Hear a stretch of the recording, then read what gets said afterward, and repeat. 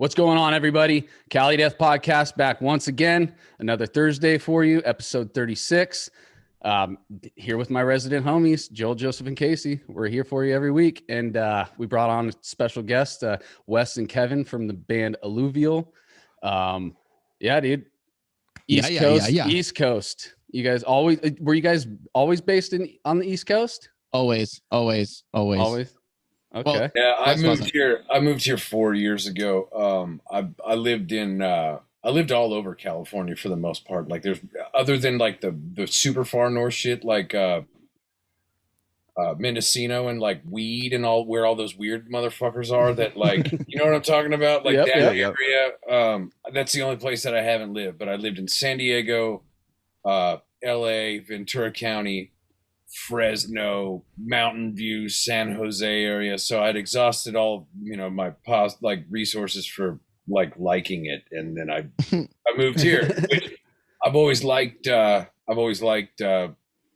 I think it's the pride of the South in a lot of different ways. And, so yeah, it's been great. And I guess it's pretty easy for Kevin to get here whenever he needs to. It's like 3 hours, 2 tree? If that, to a couple 2 tree, nothing, no big deal. I get a coffee, take a shit, watch a movie. I'm there. Nice. So before we get deep into it, you guys got anywhere you want to plug, merch pages, all that shit, upcoming Twitch and all that shit? Yeah, all of it. Alluvialofficial.com. Go get your tabs, go get your merch, find out when we're going to be touring. Cause dude, I'm stoked that, all I can say is stuff is going to happen, but about what and when cannot be said, but fucking cooking in my seat here, boys. Yeah. I'm excited, but also, I stream on Twitch, twitch.tv/Kev Muller. I guess follow us on our social medias, just Alluvial on Instagram, Alluvial Metal on Twitter, Wes Hauch on Instagram and Twitter, Kev Muller on Instagram, yada, yada, yada, yada. There's a bunch. Wes, anything you want to plug? I think that's the most of it. I guess the only thing to the merch stuff will be pretty easy to see if you go to alluvialofficial.com. Like there's a link to the Kings Road merch store and stuff like that. Right now, it's pretty conservative. I think we have 3 designs and then there's like vinyl and shit there too. So people have complained about us not having a hoodie yet, but as soon as it's time, we just hit summer and everybody's complaining. Yeah, we're gonna do a hoodie. Well, dude, I get it though. Like I bought that fake business hoodie, that Tim Dillon fake business hoodie, and that came out like a week ago, and I'm not gonna wear it till this winter. So shelving it. It's set up and ready to go. Yeah, I love it. Love that. I gotta get one.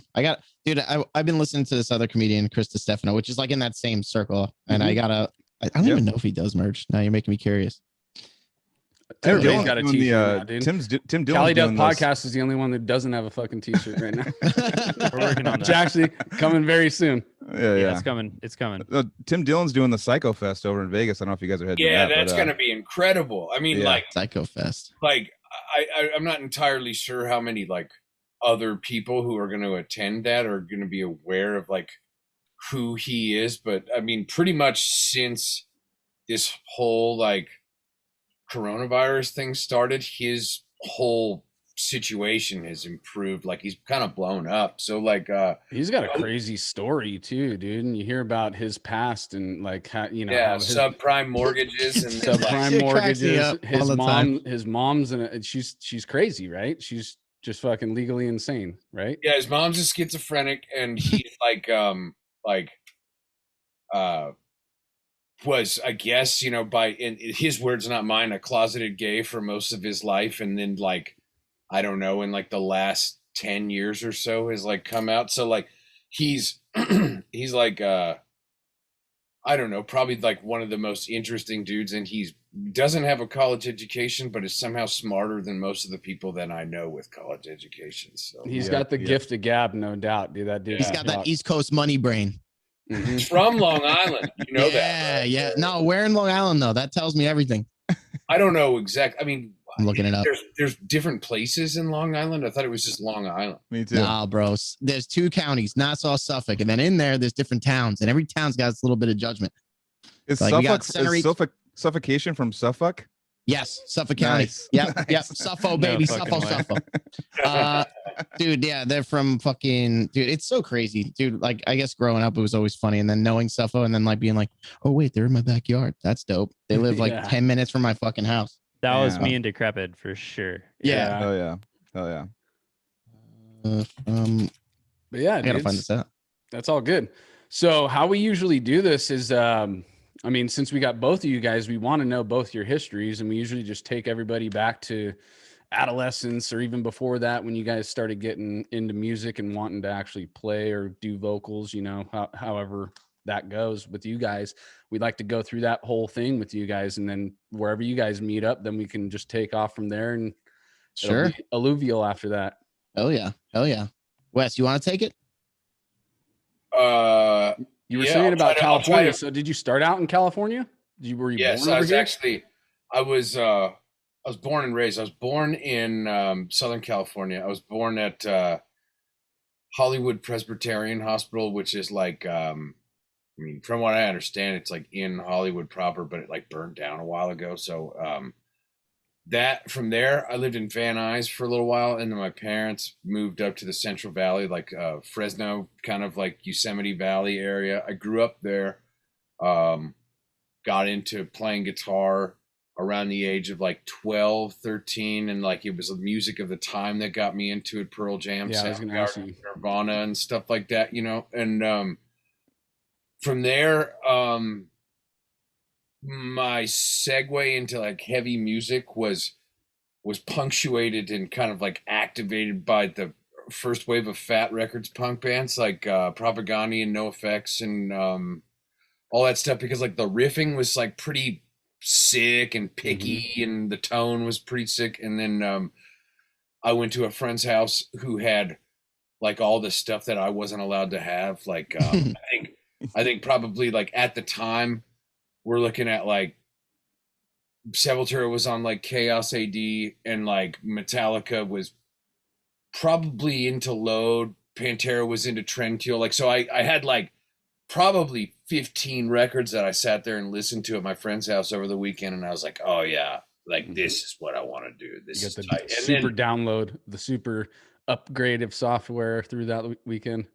oh yeah, I mean, it was one of the, well, like as far as it related to guitar, my goal with guitar before that was to just to be like, oh, okay, I learned this song. But like when I heard dudes playing really ambitious stuff, that's when I was like, oh, okay, like this is like a thing that you got to really give a fuck about. And I guess like being a person who just kind of admires traditions in general, that's probably what attracted me to it. And then so yeah, all that stuff. And then just like anything else, after you backtrack, then you start getting into more extreme shit. So like Heartwork,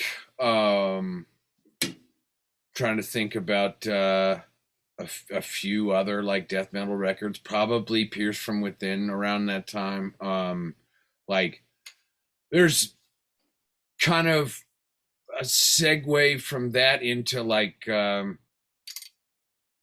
you know, some I guess more my more favorite death metal bands, like moving on later on, which have been like Decapitated and you know, despite like Domination and Covenant coming out around the time that I discovered all this other metal, I didn't hear Morbid Angel until like you know, much later, probably when I was like 18 years old. You know, I grew up in a small town in California, and like it was difficult for me to keep music that was secular in the house. You know what I mean? So like, dude, I mean, my mother would take away copies of In Utero from me. So if I had like if I had something like Domination or Covenant or I fucking Eaten Back to Life, it would have been confiscated, you know?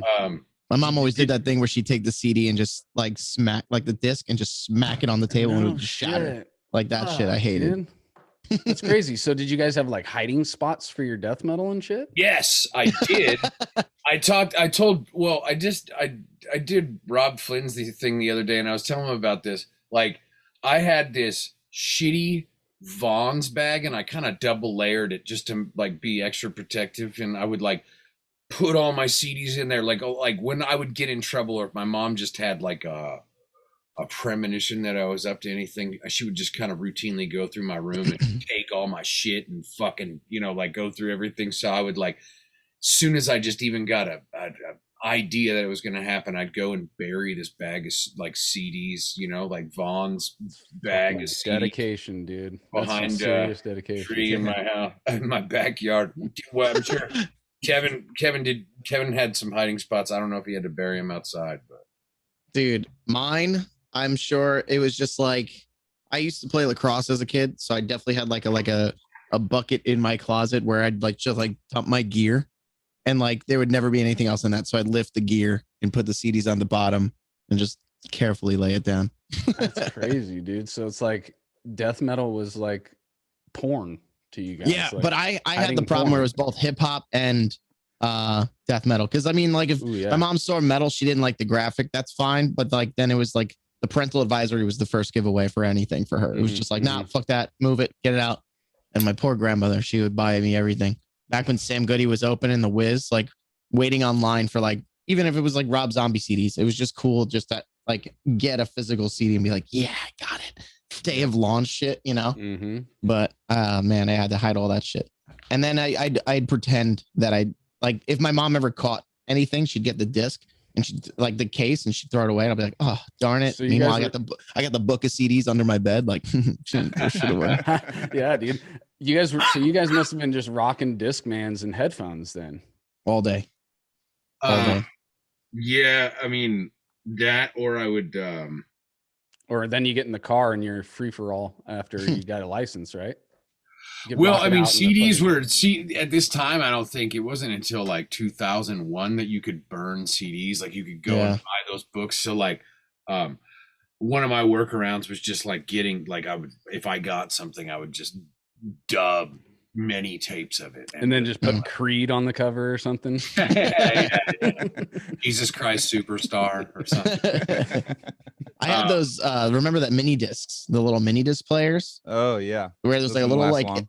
Yeah, it was like, but it was the first like renditions of MP3 players, because like that was the segue of leaving burning CDs, because it was technically a little rewritable CD that was in like a capsule, like a floppy would be, and it would store like 50, 60 songs. And you were like, oh, word. And then meanwhile, like the cheapest MP3 player was like $300 and it saved 15 songs. You're like, fuck that. But yeah, after that, dude, once like the iPod came out, my life was ruined. I had like Kazaa, fucking all the, just in the beginning, taking so much music, being like, what? This AIM has it built in. AIM get Winamax. file. I remember Winamax. What was the other ones?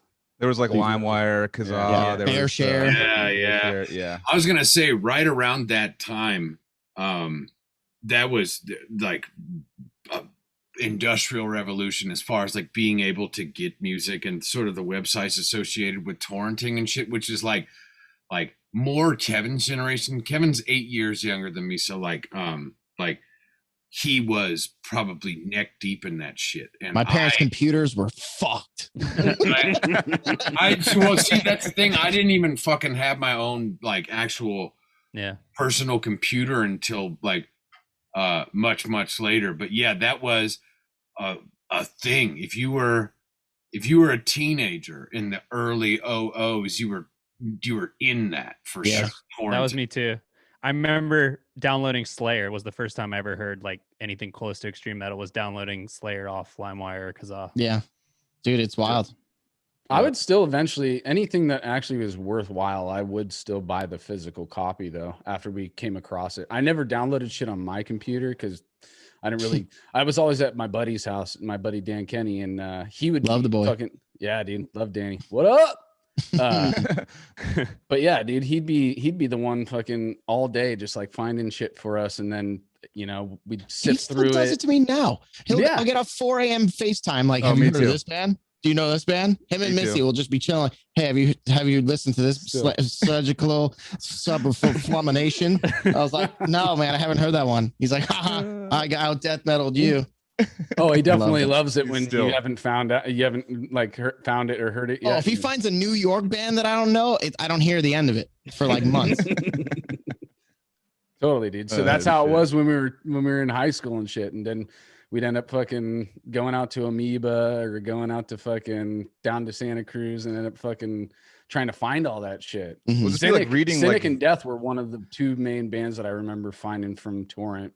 well, Yeah. it's like reading, Shit. and then you get the physical copies, and you go and then you read like the thanks list. You're like, oh shit, like this is my Yeah. favorite band right now. These 5 bands are like the top 5 thanked bands. So I'm gonna go fucking check this out, download it. Mhm. It's like a Snowball big so cycle. hard, Yeah. dude, because any band that you didn't hear of, then you're on the search for that. Oh, Cynic fucking shouts them out. I need to go check that out if Cynic's fucking down, you know. It was the MySpace 8 before then. That's The MySpace. it was the 8, pre dude. to that, Yep.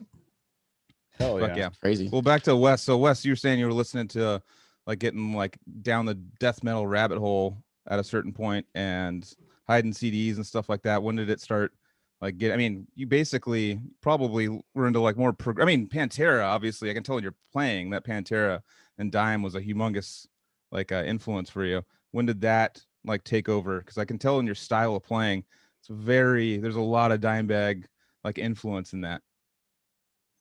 Yeah, I mean, the blues thing was always just like part of it, and like when I say that, there's a whole lot of people who definitely deserve to wear the badge of being a blues guy. I'm definitely not that, but I grew up on like my dad's blues, which was like John Lee Hooker, obviously like Stevie Ray Vaughan, and that type of shit made it to where when I heard someone like Dimebag Darrell playing like gnarly shit, but it was all kind of like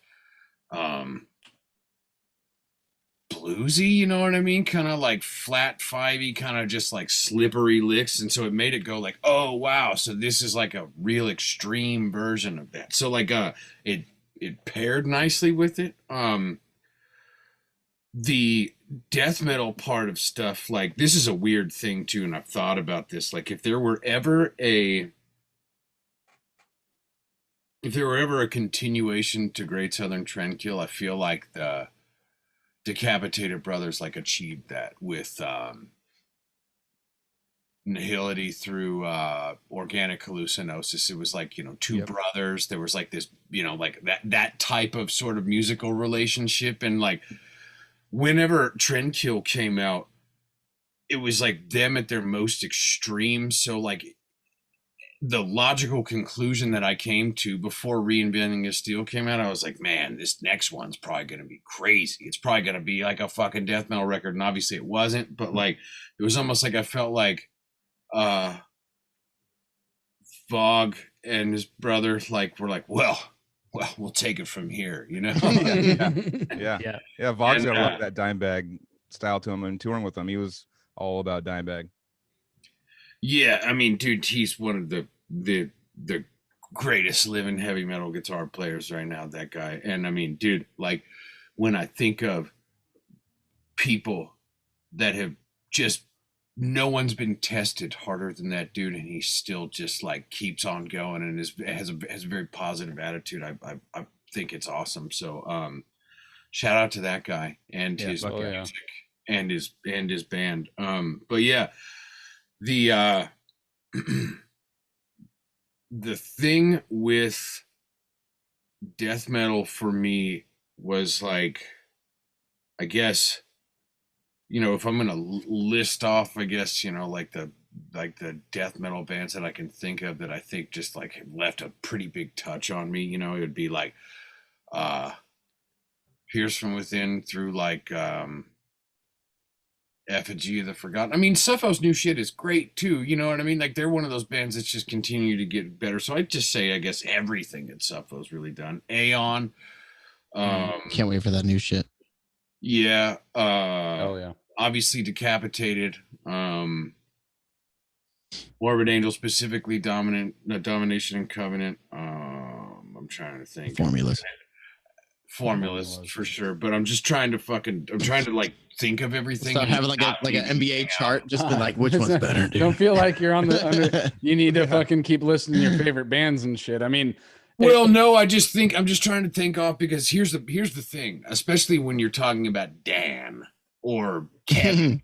These are two guys who like can sit there and talk about death metal for 8.5 hours. That's all you do. And, Yeah. and here's the thing. I love death metal, but I personally can't do that. At one point or another, I'm just like burnt. I would be the one trying to turn Dan away from it too, like we're talking about hip hop can't and happen. shit like that. But he doesn't last long once that Nah. happens. He He's kind of like peters out. He's like 3-6 Mafia, dude. 3-6 Mafia. Bone yeah. Poison Harmony. Dude, where's that breakdown?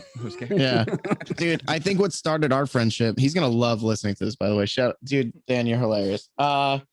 So I think our friendship started when Suicide Sounds played out here. And it was like they played Amityville Music Hall. If you guys know that venue, tiny little fucking the last venue to kind of stand on Long Island right now due to all COVID and stuff. But like, it's this tiny little hole in the wall. They announced it like the day of because it fills in like 80 people. So it was just hilarious to have them there.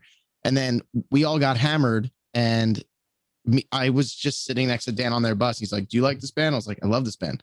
He's like, "Do you know Messiah?" I was like, I have their CD in my car. I have the 1 out of like 50 mini disc in my car right now. He's like, "Can I have it?" I was like, "No." And then he was like, "Do you know Gorgasm?" I'm like, "Yeah, I love Damien and I love Gorgasm and everything about it." He's like, "Sit down." And we sat and just listened to Bleeding Profusely the whole time. And that's what spawned our friendship.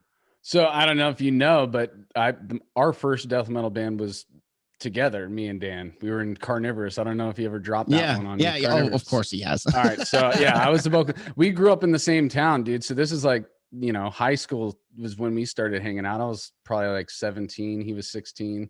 Yeah. And yeah. So ever since then, Dan has been the same exact person. Oh yeah. That's all he wants to talk is fucking death metal, dude, and football. And sports. MMA. He's always like, I think you'd like hockey or something. Like, he's trying to like get me involved in like sports gambling with him. I was like, I'm not doing it. Like, yeah, that's really what it is, dude. Yeah, I'm involved.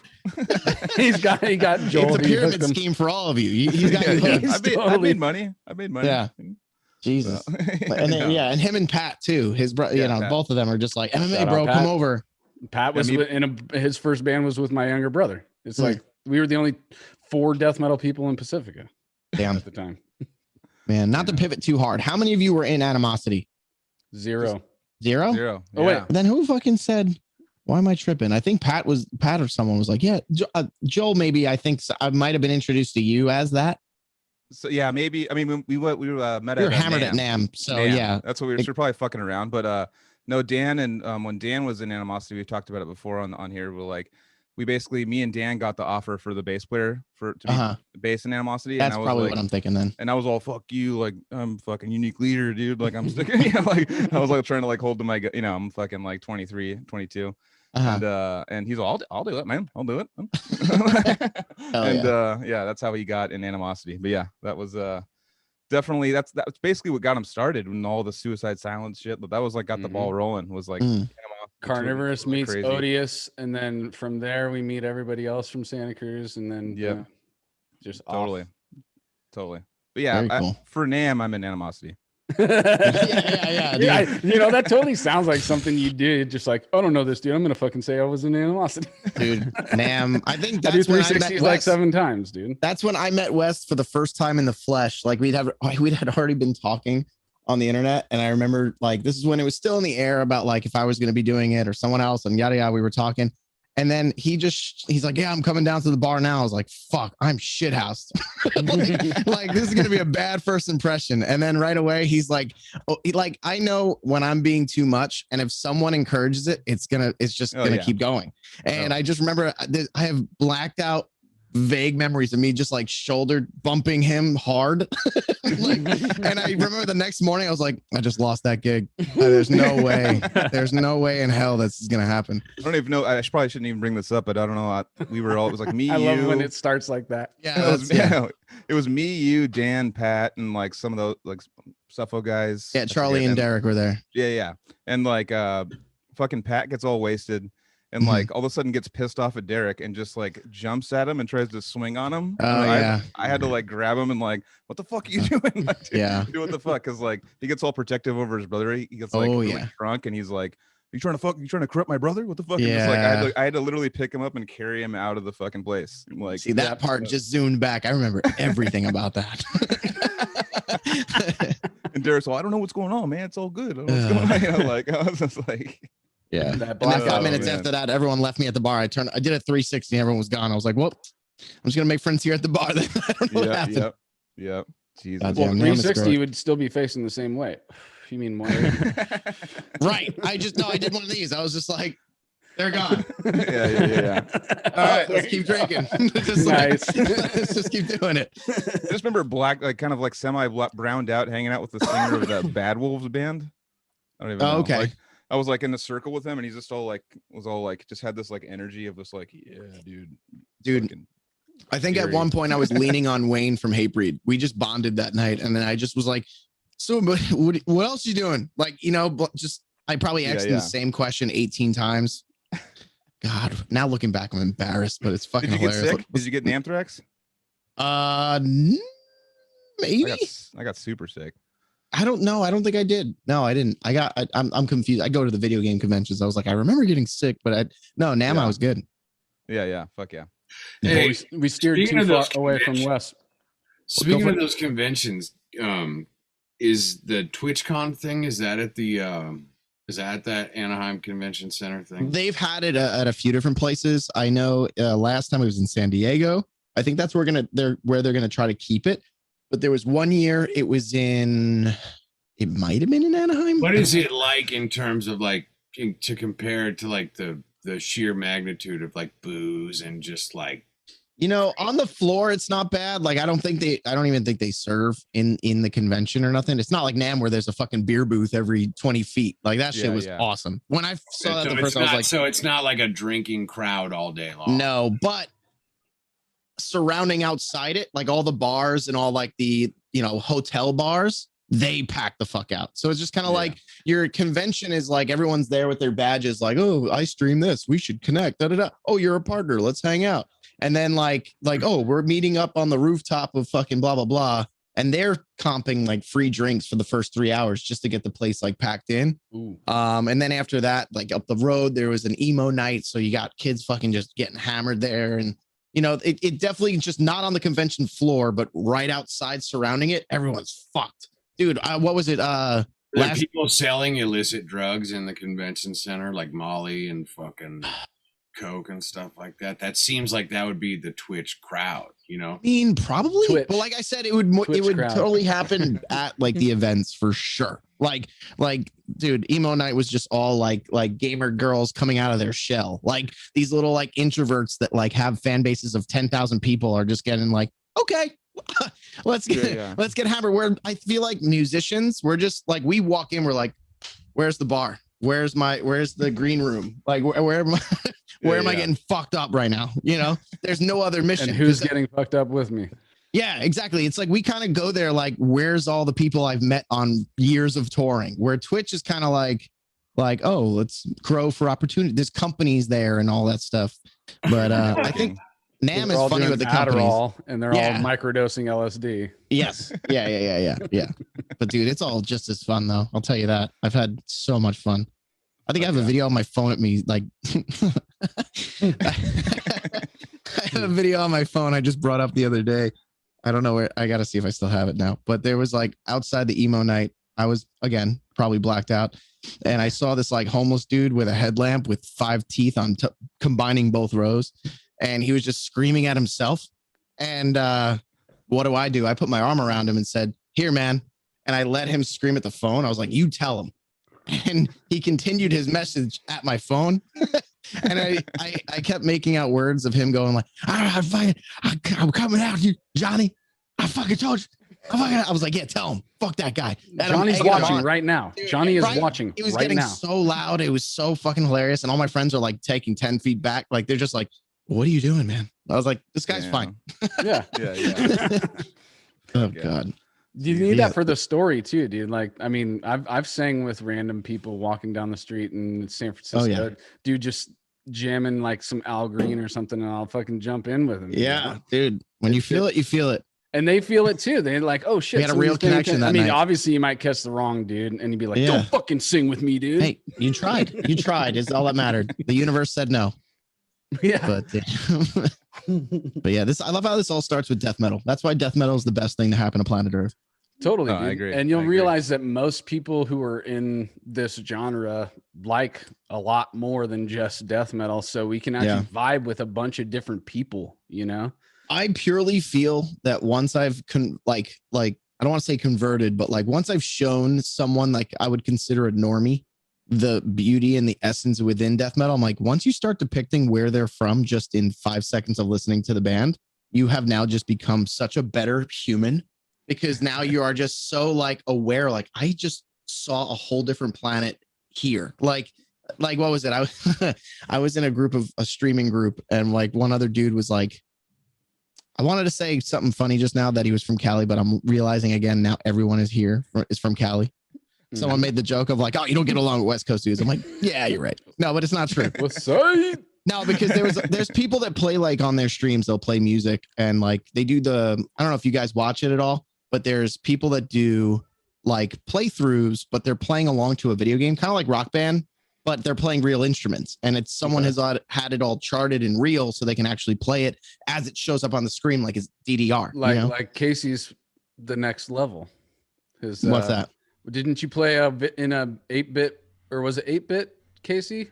Oh yeah, it was a video game band that had like, you know, like we had like a violin player and all these things. It was in San Francisco. Dude, and you guys would play, then behind you guys would have like the play. Like we'd had like the game going and stuff. So they'd be playing like the soundtrack to the fucking. Oh, that's fucking dope. It's on my YouTube. Yeah, it was fun, man. That was fun. Hell yeah, dude. There was a lot of times though with this guy with the drum set. He was just playing, and he would always put on like all these crazy fast bands. I was like, cool. Like put in like, you know, something with groove. I'll be like, put on Sarcophagy and put on that. He's like, no, I don't really like fuck with that. I'm like, yeah, because you're probably from Cali, because it's just fucking fast. He's like, yeah. I was like, fuck, see, God damn it. Like, it's such an interesting thing that like the West Coast dudes, you just want to go fast. Oh yeah. East Coast, we got it in the pocket. That's how it was for us. Bring on the Cali jokes. We love it, dude. Yeah. More. I want more. I want to know how I am. You guys don't fucking understand death metal. It's all about the fucking groove, kid. I love it, dude. What's that dude's name? Surprise guest. Bobby Gadoff. How you doing? Hey, what's going on, Bobby? Not too much. My kids are pissing me off. They got Capri Suns all over the fucking floor. I don't know what I'm doing. Oh, dude, you better watch out. It might attract ants. Yeah. The ants are my friends at this point. Fuck these kids. Get them out. Get them out, I said. That dude definitely doesn't sound like he's from Cali. Get them out of my fucking office. Shit. I love it, dude. Hell yeah. But yeah, we'll talk to you again soon, Bobby. Yeah. Whatever. So very Joey Diaz-ish. Yeah. Oh, dude. Yeah. Oh, Rogan, I swear to God. Dog. You just got to get the laugh down. Like, it's just like a yell. It's like an assault of a yell. Joe Rogan, I swear to God, I took so much edibles, dude. I'll shit my brains out. That's it, dude. That's what it is. Fucking nailed it, bro. Damn. I know that's like that one. That's like every punchline at Joey Diaz when I went and saw him live. It's like he tells the joke and goes, like after everything. He tells you when to laugh. Yeah, exactly. He's like, laugh at me because I'm laughing. Oh God. Yeah, he just talks about how he assaulted 4 women and laughs just like that, and everyone laughs with him. God, I love it there. Dude, we got so into the weeds, but I know we left off on Wes. It's all good, dude. I don't want Wes to feel like we're fucking just like, oh, dude, whatever. I mean, I doubt that. Like, to be honest with you, I'm ready for the discourse. I doubt that my story is going to be that much. No, dude. So from the point, so you're in high school, you're playing guitar. And then what's the first like actual project you get together with other humans and try and make music together? So like, or even just cover some other shit. Just fucking get. I grew up in, I was trying to explain this to someone the other day. So I grew up kind of like north of Fresno, sort of in the mountains, and there weren't a ton of people to start a cool metal band with. So like the bulk of like my first experiences like with shows were these sort of like Christian hardcore like death metal bands, because they would play at like these crummy churches or like little coffee shop places in Fresno, and those were like my first times like seeing people like mosh and shit like that. Yeah. I mean, so, but I mean, that's what I'm saying. Like, you know, I know it was basically within 2-3 hours. Like, Naveen was growing up there, you know what I mean, and Leo and everyone, you know. Well, I guess those dudes were doing that probably 10 years after I left, but like, I mean, those dudes, like, I didn't know those dudes to go be able to play with them, so I started kind of playing with people in my 20s, you know what I mean? Like that's those like I was in this local band in like the Ventura Oxnard area for a little bit of time, but like the as far as like real deal kind of like shows, you know what I mean? Like real deal touring, I didn't do that until like 2011, 2012 ish, you know. So like yeah, that was, I guess, you know, like Faceless, and that was I guess I kind of like known Derek and Steve and a lot of those guys before that, but you know, like had met Naveen right around that time, and you know how like he is, like he's just real drunk. He's like, I don't know, man, just be all sick, you know, like it's like his. We love Naveen impressions, dude. And that was pretty I know he lives down the street from me. It's hilarious. Oh, dude, I love him. I mean, he's so incredible at everything that he does, and I just love his attitude about everything. He's like, there's this imitation that someone does of him where like they overheard him saying this one time, and he was like, you know, drum lessons, you know, like someone was asking me, he's like, I mean, people ask me to do drum lessons, and I don't even know what to say, man. I'm just like, just be all sick. And like, and just perfect, dude. But like, really good. That was, I mean,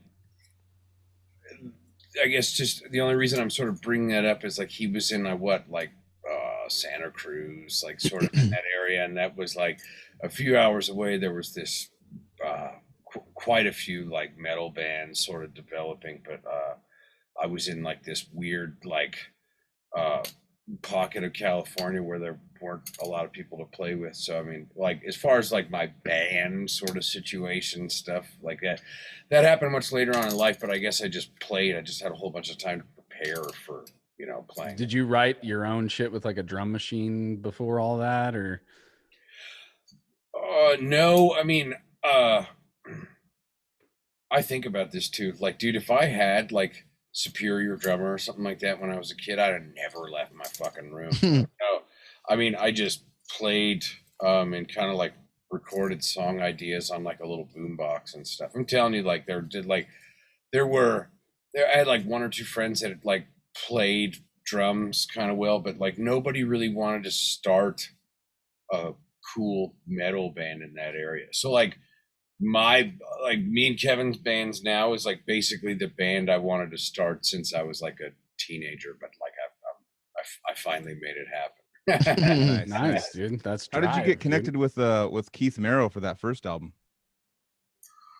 I was filling in for a band called Die Artist Murder after I quit Faceless, and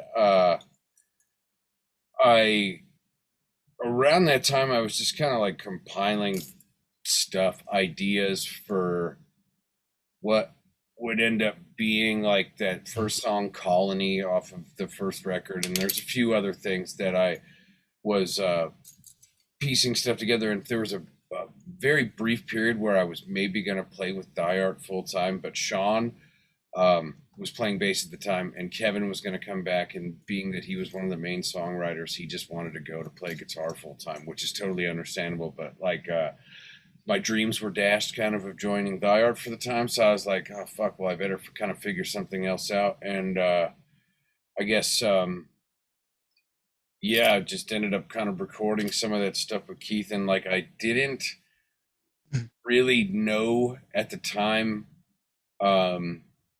that the band would be taken seriously enough to get a tour offer. Like for what it's worth, I did this real fucking just crummy Europe tour in the end of 2016, and it was so bad where like I came back and started going to community college. You know what I mean? It was like one of those, you know, like when you do a stinker in the U.S., it's just kind of like, oh yeah, that was shitty. But you know, when you do one in Europe and it's real bad, you're just like, oh my god. Yeah, So, Europe lets you know that it stunk. That's the other thing. You're gonna read about it after, be like, yep. All right.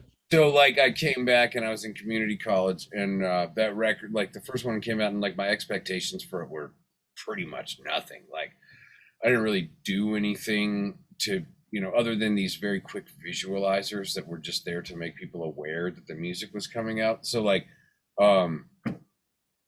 Javier from Animals like just texted me and asked him if you know, we would do the tour, and I was just kind of like, I mean, do we have the opening slot if we want it? So he was like, yeah. So I quit going to community college and I got ready for that tour, and you know, like went out, because at that time I'd spent the last 10 years kind of going out and largely playing other people's music. I'm not complaining about that. I definitely learned a ton of shit, like playing with the Faceless, playing with, you know, like all of the experiences that I've had with playing with other people have definitely been great for learning, you know what I mean? And like for specifically the Faceless, like I felt like I was playing catch up the entire time that I was in that band. Well, I could play like a lot of gnarly shit, but just picking super fast and doing it for a long time was just like not really my forte. But like that band just kind of forced me to figure it out and break it apart and make it a thing, you know, like that I had to do. And you know, so like there's definitely stuff, and also being just a fan of Keen's music in general, like there's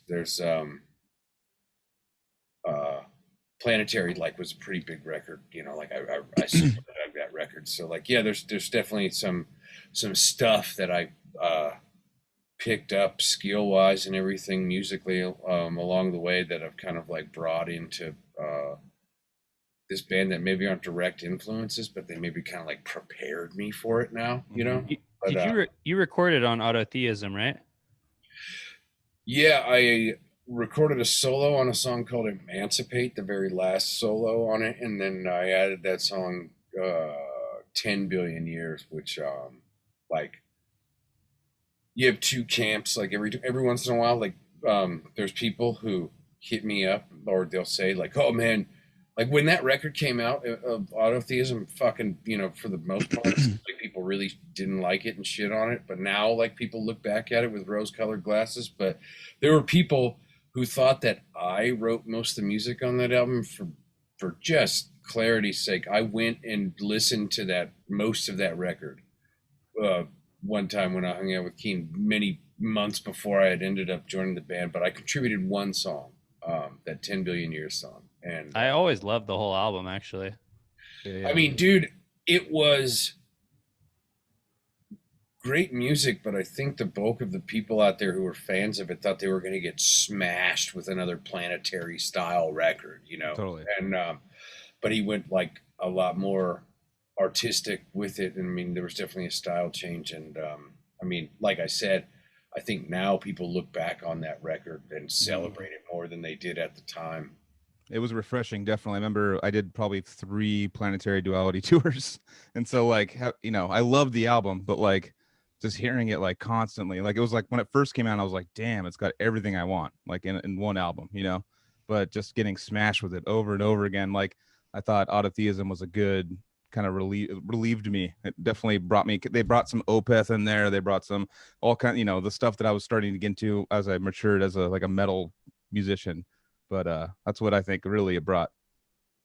Yeah, I mean, there was room to grow, and I mean, it's weird to think that Keen, as a pretty young man at the time, I mean, when Planetary came out, and he finished it, he was probably like fucking 21 years old, and to think that like at 21 years old, you would write a record that would probably basically create several other bands. You know what I mean? Like, I mean, there's so many people who've borrowed from Planetary Duality over the years, you know, like whether it was the message about space and creationism and all that other stuff, to just like this hyper super crazy fucking, you know, turbo sound and everything. It was pretty influential, you know.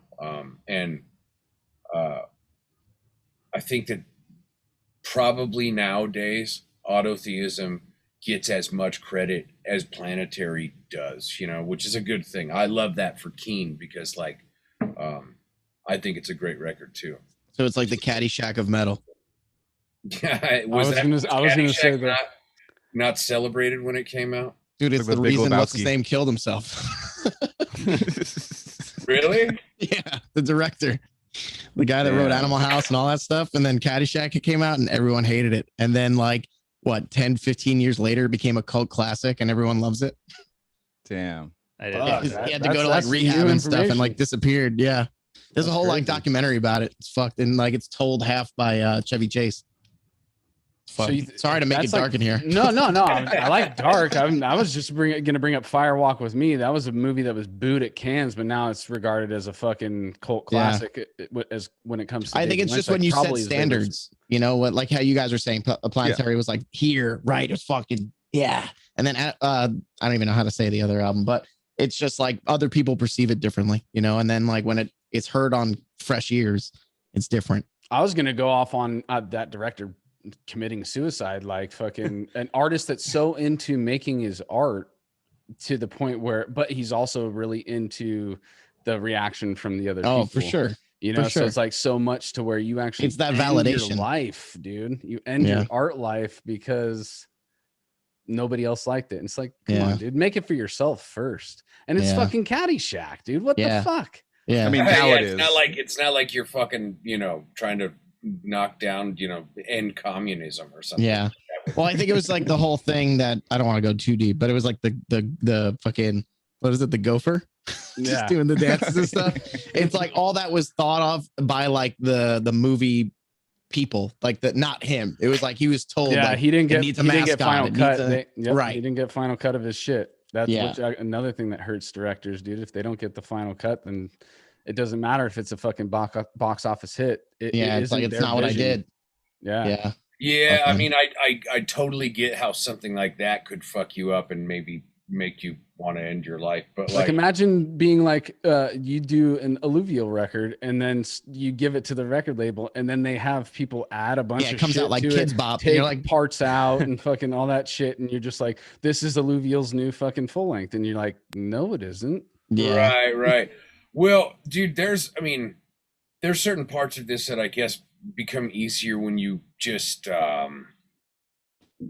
growing older, and if you're going to make art, whether that's music or comedy or whatever, and you're going to exist and hopefully make it a profitable business, and that'll be held in the court of public opinion, you are going to get made fun of. You're gonna get shit on. Me and Kevin did this. I don't even really know what it was. The guy was super nice, but he was British, and he kind of he started talking to us, and he was what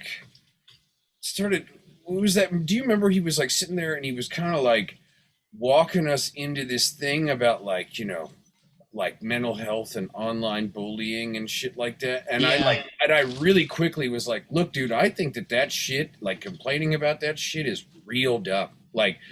Online bullying, just don't look at the internet. And if you're going to make art, you know what I mean? You better just be ready to get made fun of, dude. Yeah. You know what I mean? What did you see? You said it best. It's the internet is the best advocate for free speech, and it's gonna happen. Some people just say shit I don't know about you guys. I feed off that shit. If someone I think one of Suffo's top YouTube comments is oh, I didn't know Daniel Radcliffe joined Suffo. So dude, as you said that, I'm sorry, I fucking saw it, dude. Put on the glasses, dude. Get the fucking lightning bolt. You're fucking. Dude. But you know what, dude? There's so many people that think ha, got him, fucking idiot. And it's no, dude, I don't give a fuck. Right? It has nothing to do with how my fucking vocals sound. Right. Well, yeah. I sound like a fucking death eater. The other part of this is I don't know, dude. I've spent a good part of my life being around dudes where like we made fun of each other, and like that's just a fun thing to do. Yeah, and, it's so roasting, it's dude. So good. I love to roast, especially if it's good. Like even if it's against me and it's like tears up my soul. Like if it's a good one, I'm like, fuck yeah, dude, you got me. And the worst part of it too is like the fucking worst part of it is like when someone smokes you a little bit online, and like if it's a good one, you know what I mean, and they smoke you back, like if you razz them back a little bit, they're like, oh, dude, why'd you have to take it? It's like you pulled the blanket off. They're like, ah. And I'm just like, what? I thought we were having fun. But, yeah. I mean, dude, comedians do that all the time. That's why I love watching that shit. Yeah, they like tweet the person back directly. They're like, oh, I didn't expect this. I don't know what to do. I saw something the other day. Well, okay. I tweeted that picture of me in my fake business hoodie at Tim Dillon and Ben Avery, and they retweeted it. And I was like, you know, because of that, a bunch of Tim's followers saw it. And this one dude had a really good burn. He was like, he said something like, man, Anton LaVey really let himself go. and I was just like, I was like, yeah. And I was like, and I said something like, man, I hope, because, you know, like I pictured Tim Dillon sitting there at like some steakhouse, you know what I mean? Probably looking at like Grindr, and then like went over and saw this picture of me, and I hope he made fun of me before he retweeted that. Like, there's just like everyone should just get better at being made fun of, because it's fun. You know? I think it's a thing. I know I'm surrounded by West Coast right now, but like I lived out in Washington State for like 6 months, and like I think out here, I think I'm a nice guy, you know, dude. I looked like a fucking savage in Washington. Whatever joke I made, it bothered people for days. Like I worked at like a computer store, and I would just like someone would make a comment at me. I was like, fuck off. Like, you fucking pussy. Yeah. You know, and they're just like, shit, I'm sorry. What the fuck? And I'm like, dude, I'm fucking kidding with you. Like, you don't get that? Like I feel like just people do not know how to take jokes in many places in the world. But all my point was that like out here, I grew up fucking literally being made fun of. So it's just like I've embraced it, and it's fucking hilarious. Yeah. Like that's why I love the comments. It's just like you can't let it fucking ruin your day. I was a football player. There's the other part of it. Locker room talk. It's fucking the same type of shit, you know? There's this thing I saw where there's an interview with Rogan, and he's talking about trying to get Spotify to make a comment section or build that into the experience on Spotify. That's awesome. Because like there's a fucking humongous part of that's how people participate when there's like feedback. I mean, like we love it, dude. When we go live, we have chat too. And we love it when they interact with us and ask. It's engaging in time. And I mean, if nothing else, it's just like I one time, I mean, for a large portion of my life, most of my 20s, I was in a job that I deeply disliked, and I had a marriage that I deeply disliked even more than that. And I distinctly remember what it was like to be like 23 years old and shit on something, and like, you know, without fear of reprisal, right? Because like at that time it was like I wasn't a musician who had to be, you know, like you can't take shit from me, fucking try. Like yeah. So and that has to exist. That part has to exist as part of the ecosystem, you know. Like I mean, like it wouldn't be the same shit, you know, like art wouldn't matter as much if people couldn't shit on it or love it or whatever. Right. I think Spotify's scared of that because for years, like what they are is a post, like how you say, post and ghost. Like an album comes out that everyone hates. There's not even a dislike button. There's not. It's just you keep scrolling. You hit next. You know.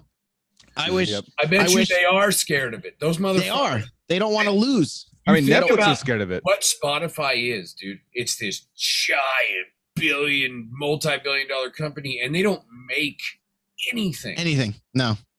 They have no like they're not. They don't manufacture. They have no operating costs other than having lawyers that are there for when people. Yeah, it's other leech companies that keep them in business. Like you got your DistroKid, you got your CD Baby, you got your all those are like working hard as fuck to keep it alive. You know what I mean? And Yeah, fucking Netflix literally got rid of the thumbs down. There was like a thumbs up, thumbs down thing where like you can actually. That's why I fucking got rid of Netflix, because everything's fucking ass now. Get it off my fucking TV. I don't want your shit Netflix originals about fucking sad people. I want Punisher back. Get the thumbs up going so I can get my fucking Punisher back. Bullshit. It's all you're 98% most likely to maybe like this thing. And you're like, oh, well, Yeah. Based on just what you watch. Yeah. Yeah, because Still you a watch shitty Scary Movie, we bot want you to watch algorithm. fucking, About a Boy. It's like, what the fuck are we doing? Can I get us on to just finishing up with Wes's history, which is like a bunch of bands, dude. When I saw your website and it's got like the Discog page and every album you've done, I'm like, those are all albums I like. I've listened to like all those albums like a fucking 100 times each. But the Black Crown Initiate album you did with themselves, We Cannot Forgive, I have that flag sitting right over here. It's not on angle, but I love that album, and I wanted to just get some insight into what it was like playing with those guys for a minute, or for a few years, I guess, actually. Oh, for what it's worth, that Discog thing includes like, it's every album that like I've played on some, like, at this point I played on a bunch of people's records, and like some of those are just like solos on a song. Oh yeah. Some of them are like co-wrote a song or whatever. So like I can't take credit for each and every like the record as a whole at all. No, that's I recognize that as well. And I like did actually go through your metal archive. I'm like, okay, solo on track 7. Okay, I remember that one. Yeah, I Marty like Friedman and shit solo. I'm looking at it now. I did not know you touched Austrian Death Machine. That's fucking hilarious. Hell yeah, dude. That's a weird one. If I have time, I'll try to tell that story. But yeah, that song. Sure. That's like a fucking. I was really excited about doing that because like, the song was cool and like, this is kind of pre-controversy and pre-Tim controversy, and then I like when that came out, I don't want to say it got overlooked, but it was not something that at the time that I felt like I could go and say, hey, I did this, check it out, for a number of different reasons, just because I'm really good friends with Nick, and I didn't want to make it seem like I was being a shitty friend to him, being like after his band kind of fell apart as a result of someone else's decisions. I didn't want to be, hey, check out my guest solo on Tim's side project. But yeah. Dude, it fucking kills, dude. Jesus Christ, this is awesome. Oh, sorry. I guess to answer your question about Black Crown, I was Andy Thomas. He's like a beautiful guy. That's who I ended up kind of talking to at first. The guitar player, main songwriter in the band, and at the time, I didn't know that Rick had left, like the other kind of founding guitar player. And I was living back in Fresno. My life and a lot of different things in my life are in various sorts of states of disarray, and I just kind of like wanted to get the fuck out of Fresno and try to go play some shows, like no matter how shitty the rooms were or whatever. And so that's what ended up like leading to the Black Crown thing, also just like getting along with those guys really well. And that record was complete. Selves was pretty much complete. Same type, very, very similar to Autotheism, where like I contributed a solo, although I didn't contribute a song to that Black Crown record. I did, I played a solo on, I think the song's called Again. But yeah, that's a legendary fucking solo, dude. I've fucking hung out with people and been like, this is Wes Hauch, check this shit out. And just every time they're blown away, dude. Oh, thanks. I mean, that was a record that like we went out and got to kind of support for a little bit. That real just devastating Rot Gut Europe tour. That's the one I was talking about. We went out with Black Crown. It was like a few other bands, and like, okay. We were opening it, and it was like one of those like welter bus, like 5 bands on a bus, maniac kind of tour where like I was just like, oh man, I got to figure something else out. But yeah, I mean, dude, like I love those dudes. Like, I just ended up not playing with them anymore because, like, it just seemed like things had kind of like slowed down for them, and there weren't a lot of shows and stuff like that, and they were kind of going through some changes. So I don't really have a good answer. I don't have a juicy answer like, oh fuck those guys, we got in a fight or whatever. I just ended up quit, like, you know, kind of just leaving the band. But I talked to Andy Thomas every day. I talked to James a lot too, but like Andy is the like, nobody makes me laugh harder than Oh yeah, Andy he's Thomas, super man. fucking funny, dude. Nobody on earth Yeah. makes me laugh harder than he does. But Is he out in Arizona right now? yes, I think he's somewhere in like somewhere in North Phoenix, I want to say, like some area around there. He works at some fucking brewery.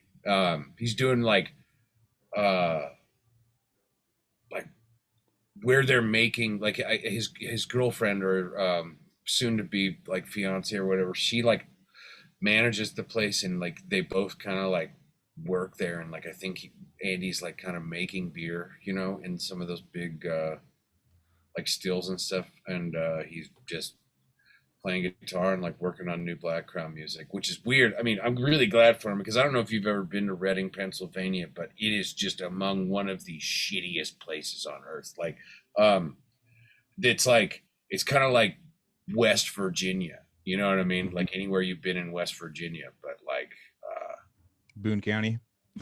yeah, like it's that wild and wonderful whites kind of place. I mean, Yeah. Dude, he's I'm wild glad that he talking got about out it, of dude. there.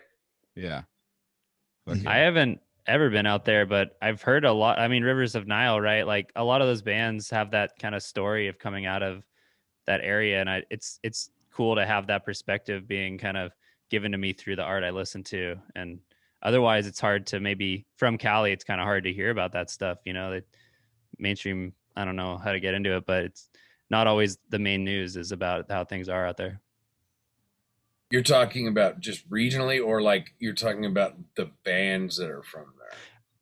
I'm talking about regionally, like what it's like for everyone out there. But I do get the music because obviously I'm listening to whatever. I know once you hit the road long enough, like, and you just fucking and I haven't. see, Yeah, it's the story. Yeah, you see like Middle America constantly, and you're just like, Jesus, man, like fuck. I just want to get to the coasts, man. Just like that's pretty much it's like the country's coast right here. That's and it. like, you know, you have Texas. Texas has some rad fucking shows. I've had some amazing shows in like Texas, but yeah, it's like the coasts in Canada. It's like, I mean, there's obviously some cool spots in the middle of that, but yeah, it's once you hit that like 15, 20 times, you're just like, fuck, dude. Like, I need to go to Europe or something. Pennsylvania has like I used to make Andy laugh by saying this. It's like Pennsylvania is America's first pair of shoes. You know what I mean? Like colonial. Like, yeah, it's like one of those like very early settled kind of areas of the United States, and like it's one of the few places, New York included, I guess, and like Virginia, Massachusetts to agree, where you're going to see architecture that's 100 or more years old. You Oh, know, yeah. where like you don't see that in fucking San Diego. You know, no. Yeah. We got Hearst Castle. That's about it. All the people there got there, and then it's like we hit the other side, dude. We can't go any further.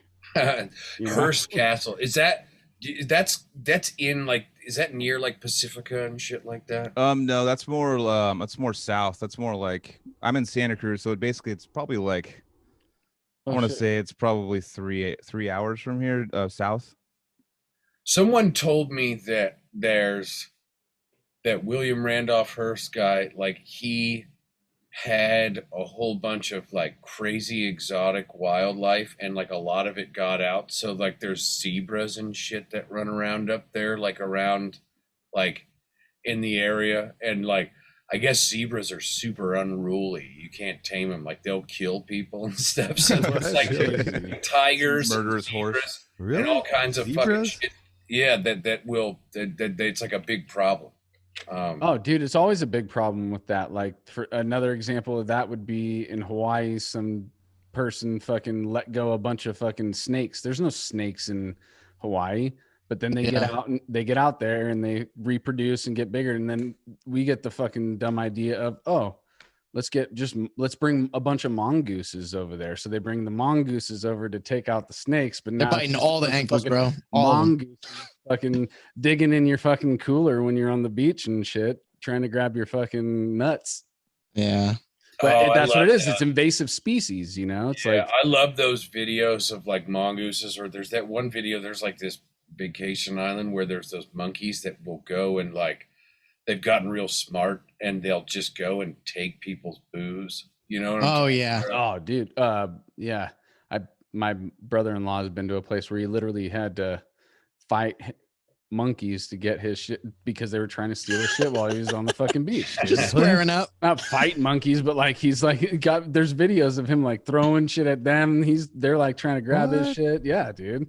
It's crazy. Can you screen share that right now, and please? I think it might be Thailand where it was at, where he was out just raging in Thailand. But when they were on the beach, you'd literally see monkeys come out of nowhere trying to grab your shit, dude. That's fucking hilarious.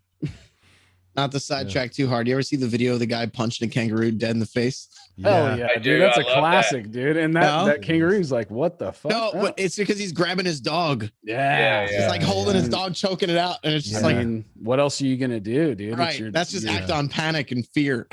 Yeah. I mean, someone was telling me, I had a friend the other day that was telling me that before the Brits had sort of like colonized Australia and kind of made it this, you know, temporarily like this prison colony or whatever, like the kangaroos that were there at first were massive, bigger than they are now. I bet, and I guess it was like they would kill people all the time. And it's I guess, you know, I'm going to sound like a dummy that doesn't know what he's talking about because I'm probably getting this wrong, but what I've heard, this happens with pigs too.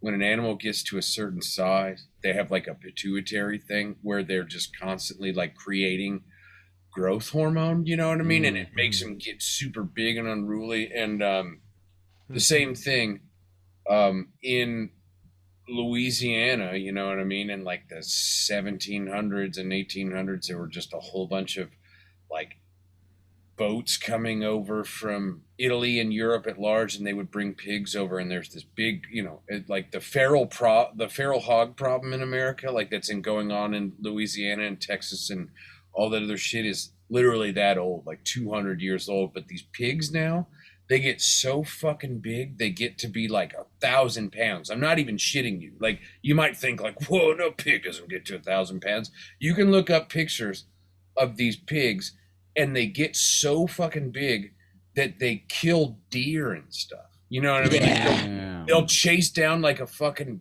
deer. Oh, you motherfucker.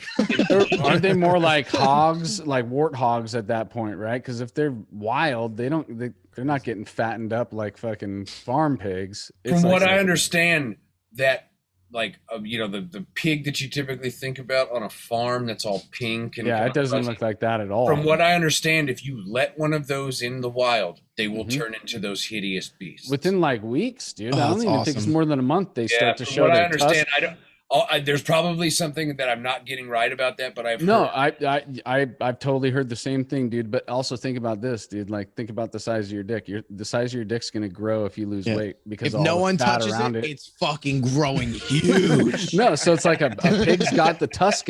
The pig's got the tusks in its face. That's why. I'm just kidding. But it's losing its fat like for like 3 weeks out in the wild. But no, they also they say that they actually morph. They it's like they become like it's like a werewolf or something like that. They're like, oh wow, I'm here now and I'm gonna turn into this other thing. And there's no slop in sight, dude. They're gonna have to fucking rummage for their food. Yeah, their hair gets very coarse and stuff like that. They become like this different thing. Dude, can I make this into like a tinfoil hat theory? Delicious too. Go for it. Like, what if we were just not civilized people? Do you think we'd look all mongoloid and shit? Like, no one rules me. Just live with no rules in your brain. Well, like if they got rid of the Kroger, they got rid of the Kroger down the street, we'd all just turn into Neanderthals. Yeah, fuck them. Get your own grapes. Try to take mine. You know, like it wouldn't take long, right? Well, you know those skeleton, but like in museums, they have those. Listen, I'm coming from a place of fucking zero knowledge. Pure. You're talking ignorance. about the Nephilim. You're talking about the giants, right? No, the Neanderthals are the shorter, like thicker dudes that Right. chicks that Well, what about those skulls that like have that elongated brain and the fucking that's big the teeth? Nephilim. That is the Nephilim. There's like, I mean, that's the weird thing about it too, is like, you know, like I said, I grew up in this hotbed of evangelical. I drink Pepsi all the time. They're totally telling me not to grow up. It depends on where you're getting it from. I grew up like, you know, in church, and like that's what they would say in the Bible. I got a weird thing because the Nephilim, they talk about it in the Bible. It's also in all sorts of like texts that are. Well, you go back before the Bible, it's Sumerian texts, and they were referred to as the Anunnaki. Yes. They actually lived among us. Is that like the Coneheads? Like, yeah, they're supposed to have, like Dan Aykroyd in you know, 8 to 10. It's like their brain goes like this, like the Coneheads movie. The most sort of like made for TV depiction of this that has come out is like the Ridley Scott Prometheus things, where those engineers giant hairless jack dudes that is supposed to be, without saying it, what the Nephilim are like or were, and they just can't. And they made us as you know, like a, I don't know whether it was an experience or experiment, but there's also this theory that, like, I mean, again, I'm just saying that I read about this shit. I don't necessarily believe it, but there's a theory that the Anunnaki made us to mine gold for them. Yeah, so you're going with the Sitchin theory, the Zechariah Sitchin theory, the 12th planet. That was his book that he wrote. Nibiru is what, right? Nibiru is the 12th planet that has an elliptical orbit that's 300 or 3,600 years to get around the sun.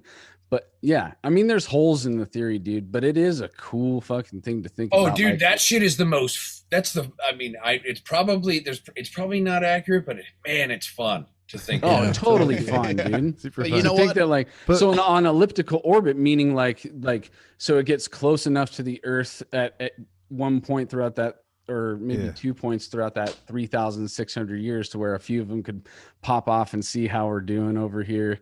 Like, we're like a farm planet, dude. I think that Prometheus movie is really good. I know people have dogged on it. My wife fucking thinks it's totally stupid, specifically for the stuff where, like, there's these people who start picking up stuff, and they're like, what's this? And they get infected by it. And I can kind of see what she's talking about, because if you went to some new planet and you started to do, like, no one would do that. They would be like, oh, shit. But, like, I thought it was a good movie, though. I liked that part of it. I liked the fact that, like, there were the possibility that we were seeded here by like some super advanced people, and like, you know, it would certainly make a whole lot more sense than, you know, the buffet of choices we have for sort of religions in general now. Nah, man, the bearded guy brought me here. He loves me, and he's gonna hug me when I die, dude. It's gonna be sick. Heard he gives really good hugs. Just one hug, and then I throw back into the herd. Yeah, then I have to go fuck off and like pray or something and read. No, but like, it's all about George Carlin, dude. Oh God, yeah, that's my whole upbringing, dude. I remember my father made the mistake of showing me stand-up comedy, and I was like, well, this is what I believe now. No, it's like, why is he smarter than every fucking other person I've heard? Like, George Carlin, he's like, I pray to one thing, and it's Joe Pesci. He's like, best, I pray to God every day this dog shuts up. I call Joe Pesci, no more barking. Yeah, exactly. Yeah. Have you heard Jim Brewer's bit about the Joe Pesci GPS? No, it does. I don't recall it at this moment. Oh, it's so funny. It's like, just imagine like GPS yelling at you, will you fucking turn the right way? Turn the fucking like, dude, just but I can't even like do it. Like, you have to watch it. Like, Jim Brewer's. Do I have a voice effect for him? Probably not. Not too high. I mean, but so just to get real quick back to the Sitchin stuff, that's a cool book to read. And and what else I learned from that was that, which is something that actually did happen. We shot a couple of pods out into space that are getting already one got catapulted, maybe both of them out at Jupiter. But it's basically like a thing that has, you know, everything that you could possibly think of with a human brain, how we can communicate what's going on Earth if this thing was to land on another planet. You can't fucking write it in English. So it's like they literally put a picture of a man and a woman, you know, dude's got a small package in the picture, I think, dude. But they're standing there naked and they're waving, but they're standing there, and the way they made the picture was to show how big the average human was compared to the vessel that would have landed on their planet. And then inside of it is also a gold record that plays like all of our hits from like whatever the fuck when we started recording. 40 stories is on that bitch. Yeah, dude. And so it's like we sent our music into space. We sent like there's a at the bottom of the thing, I think that's like all of our star, where our star's located in our, whatever galaxy. I don't know if it's galaxy, but like somehow a picture that shows where we're located, how far we are away from the sun, and this is where we're at. And then it's like basically like if that lands on a planet, somebody's gonna fucking look at it and be like, what the fuck is this shit? Like, Johnny Be Good? Like, yeah, come on. Wait, hold up. What did I miss? We went deep into the sci-fi conspiracy theory. Yeah. Oh, get all the shit I tinfoil hat. want to hear. I think actually the conversation started with somebody saying, I don't know if I'm going to go tinfoil hat. And then we just went deep tinfoil hat. That was me. I was like, I don't want to go too crazy, but hey. And then look what happens. I mean, I say this all the time. And I mean, like, you would be a fucking simpleton to not at least put a little bit of this shit on your plate every once in a while. Oh, like, for sure. Like when shit pops up, put it on your plate. Don't judge it right away. Yeah. Don't judge it right away. Don't change your life and ruin your life for it. But don't dump your life savings and be like, I'm looking into this now. But when something comes up, like usually, and what I do is like, I'm going to be like, well, I'm going to keep an eye on this. I'm not going to develop an opinion on it right now, but I'm going to keep an eye on it because like a lot of times now, there's something that's come out that everyone's been like, oh, this is bullshit. And then they're like, oh my fucking God, it's not bullshit. Yeah. Yeah. It's a current one would be like the McAfee thing that's happening right now. You guys see McAfee popping up all over the place. Yeah, he apparently hung himself or whatever. I don't know enough about it to actually comment on it. Is that the antivirus guy? Yeah. Didn't he have a fucking documentary that about sounds normal, but then you get into what his real life is, and you're like, oh, dude. Well, yeah. Dude, he is a maniac for sure. He had a Netflix documentary about him. He was like, and 24 hours a day. Just like stripper. He was the ugly Dan Bilzerian. Like he was just the guy that had everything around. Yeah. I've never had a real life context to think of fecal-philiac outside of death metal, except for John McAfee. That's so true, dude. Yeah. I don't want to get into it. That's all I'm gonna say. Well, you already alluded to that. I know you already dropped turds in here, so we gotta talk about turds now. No, dude. There's enough info. That's the thing. I want to get out of this though. I want to talk about Kevin's history. I haven't even fucking gone back with him at all, dude. Yeah. Or no, Bobby's history first. Yeah.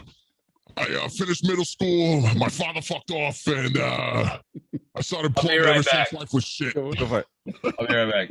Yeah. All right. So my death metal, my world, my music.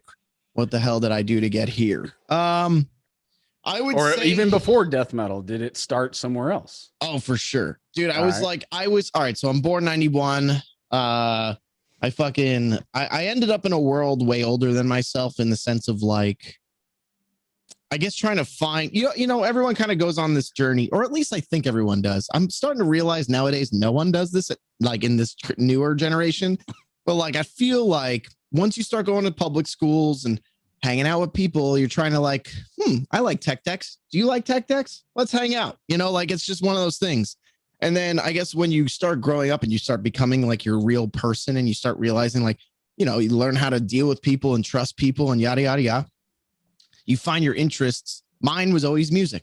I thought if I grew up on my parents my dad loved the Beatles, The Who, like classic rock shit. Elton John was huge for me as a kid. My mom, she liked radio hits. So I kind of ignored those. I was like, that doesn't count. Like I want some like, who are you? Like what do you bring to this? And I guess I kind of always put music on a high pedestal of like judging someone's personality traits. Gotcha. And I feel like with music, my mom showed me Meatloaf. And then I think I've told this story before on different shows. And it was just a matter of my mom put it on. And I was like, I didn't really care if it was on. It was cool, whatever. But then I saw the CD box she took it out of, and it's just the most metal album art I've had seen to date. At the time, I was like, what the fuck is going on here? Like, there's something flying out of a grave, and like there's a bat fucking just looking evil, and there's fire, and a chick on a motorcycle. What, like, all of it, I was like overwhelmed of all my sensory overload of my brain saw that and said something about this I want to know more of. My mom caught me checking it out, like just being like, this is nuts. She buys me a Black Sabbath record thinking like, oh, since you kind of like this, I know I'm picking up what you're kind of putting down. So she bought me that, and it ruined my life. In the best way. In the best way possible. Yeah. Dude, so then it's fucking like 13. Black Sabbath is the sickest band ever. Yeah, dude, it was definitely younger. Dude, I was way younger. They're still the sickest band. They're still sick as fuck. Sick but as fuck. It just spawned like I guess how my thought process was then was just it spawned a whole different thought process of like, who is this? Jeeves? Let's ask Jeeves who's Black Sabbath. And it was like for all you younger kids, Ask Jeeves is Bing. Yeah, it's Yahoo search. I thought you were gonna say for all you younger kids, check out this band called Black Sabbath. yeah, that too. Like, see, that too. Like, dude. Search Black Sabbath on Bing. Do you know what's gross? And we're joking about this. We're joking about this, but that's real right now. What you just said. I know the struggle. I know. Do you know when the Post Malone song came out? They're like kids were tweeting like, shout out to shout out to Post Malone for bringing on this new older singer guy. It's like. It was like sarcastic, but like it was like serious at the same time. No, so many people thought that was real. That's where's Strangle Vision when you need it? Like, put my hands through the fucking phone and let me choke out these kids out. But no, but I mean, Ozzy's been on top since like the late '60s. Well, yeah, I mean, no, you have to understand what he's centuries. talking about. There's still going to be a demographic of people that don't even know not that centuries, is, decades, you know? centuries. And the younger ones are definitely. Dude, Ozzy has been famous the whole time. Never stopped. Yeah. Even right now. And also he is like, I mean, one of the most famous like solo musicians of all time. Like to be like Ozzy Osbourne, like bigger than Black Sabbath for your solo thing to be bigger. Like, right. Like name other times that's happened. I mean, David Lee Michael Jackson.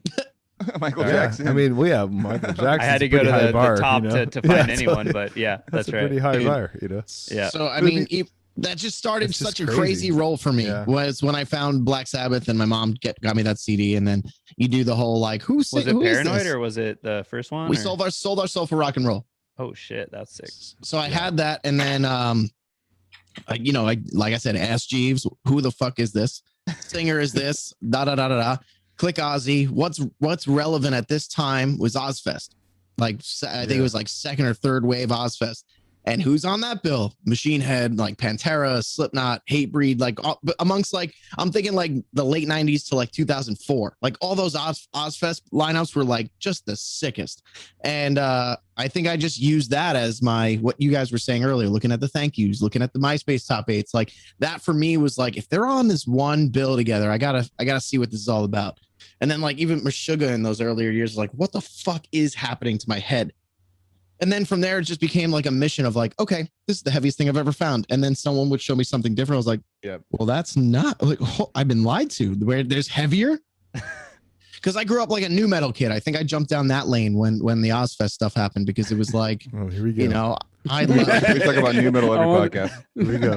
Dude, it's huge. Especially like, dude, I just turned 30 and I feel like new metal is like, it's like, I'm trying to think, what did old people talk about that like doesn't exist anymore? Like swing, like rock. Like all that shit is just gone. It came, it was the biggest thing ever, and it's gone now. I had this crazy realization with my friend the other night, and I was like, dude, Silverchair, fucking Frog Stomp, that song Madman at the end is almost like new metal right before it. Like it's kind of almost new metalish. I was like, oh, you gotta love it. You gotta appreciate it. So he's like the Alex Bent age. So I think there was like a little surge of that it was, our generation passing it down to them like a younger cousin. I don't know. But Joel and I went through the actual thing. That's what. So every time somebody brings up new metal, it's like, oh, dude, that's our nostalgia too. It's not like my most theory of the was bands like, I've recently gone over it because we talk about it so much, and most of the bands fucking suck, dude.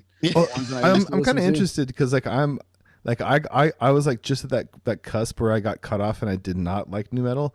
What about US? Like, were you a fan of new metal? Like, just curious about like And sorry to the fans who are fucking tired of us talking about new metal. Yo, Cali death metal. What up? We're here at New Metal Station. I'm just curious Check us out. New. But I'm not stopping you from answering the question. Sorry, I just wanted to ask. The Roots. I don't think so. I think that like my the first time that I ever saw, well, no, I'll put it to you this way: like the first time. Do you remember that show, the Box, which was like, it functioned kind of like MTV, but it was by request, and if it like call in a request, and if like the request would stack up, and then certain videos would be in. You'd vote with it, right? Vote by phone. Dope. Yeah. I remember that. And so I remember around that time, and it was the only thing that I could get, like on a AM FM kind of like TV band, and I saw the video for Blind, and I did think it was kind of tight, you know what I mean? It's like I didn't really have any chips on the table with any other new metal bands, but like I definitely thought that was cool. It was that video, and then one of the other ones I used to see was that Green Jelly video. The piggies, of course, 3 little piggies, and that Henry Rollins Liar video, like the Rollins band one. Super down. And I guess in some way you could say that shit was new metal, but right? that's like literally exactly like for me the same shit. Like that's where it cut off for me, like Korn, and then those things, dude. There is. Kevin hates when I say this because I think that he. I mean, but deep down he knows I'm right. But like, what's this?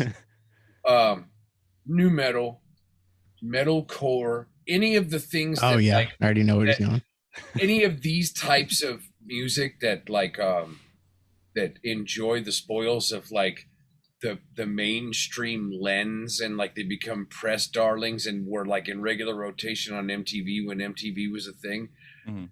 The fucking economy, the overall like NASDAQ for fucking heavy music can thank its lucky stars for that shit, because like your average kid doesn't go straight to fucking Hate Eternal, King of All Kings. They start out with fucking Limp Bizkit. They start out with fucking Killswitch Engage. But that's fine. But there's all right. So I guess my brain. All right. So this is where my like gatekeeper brain. Am I wrong? I want to say that. I just want to say, fuck yeah. No, I agree with you. No, I agree. I'm not wrong. But we can have varying opinions. But Wes, I agree. I bought Limp Bizkit tickets 2 days ago. This is my validation in this fucking conversation. So, but okay.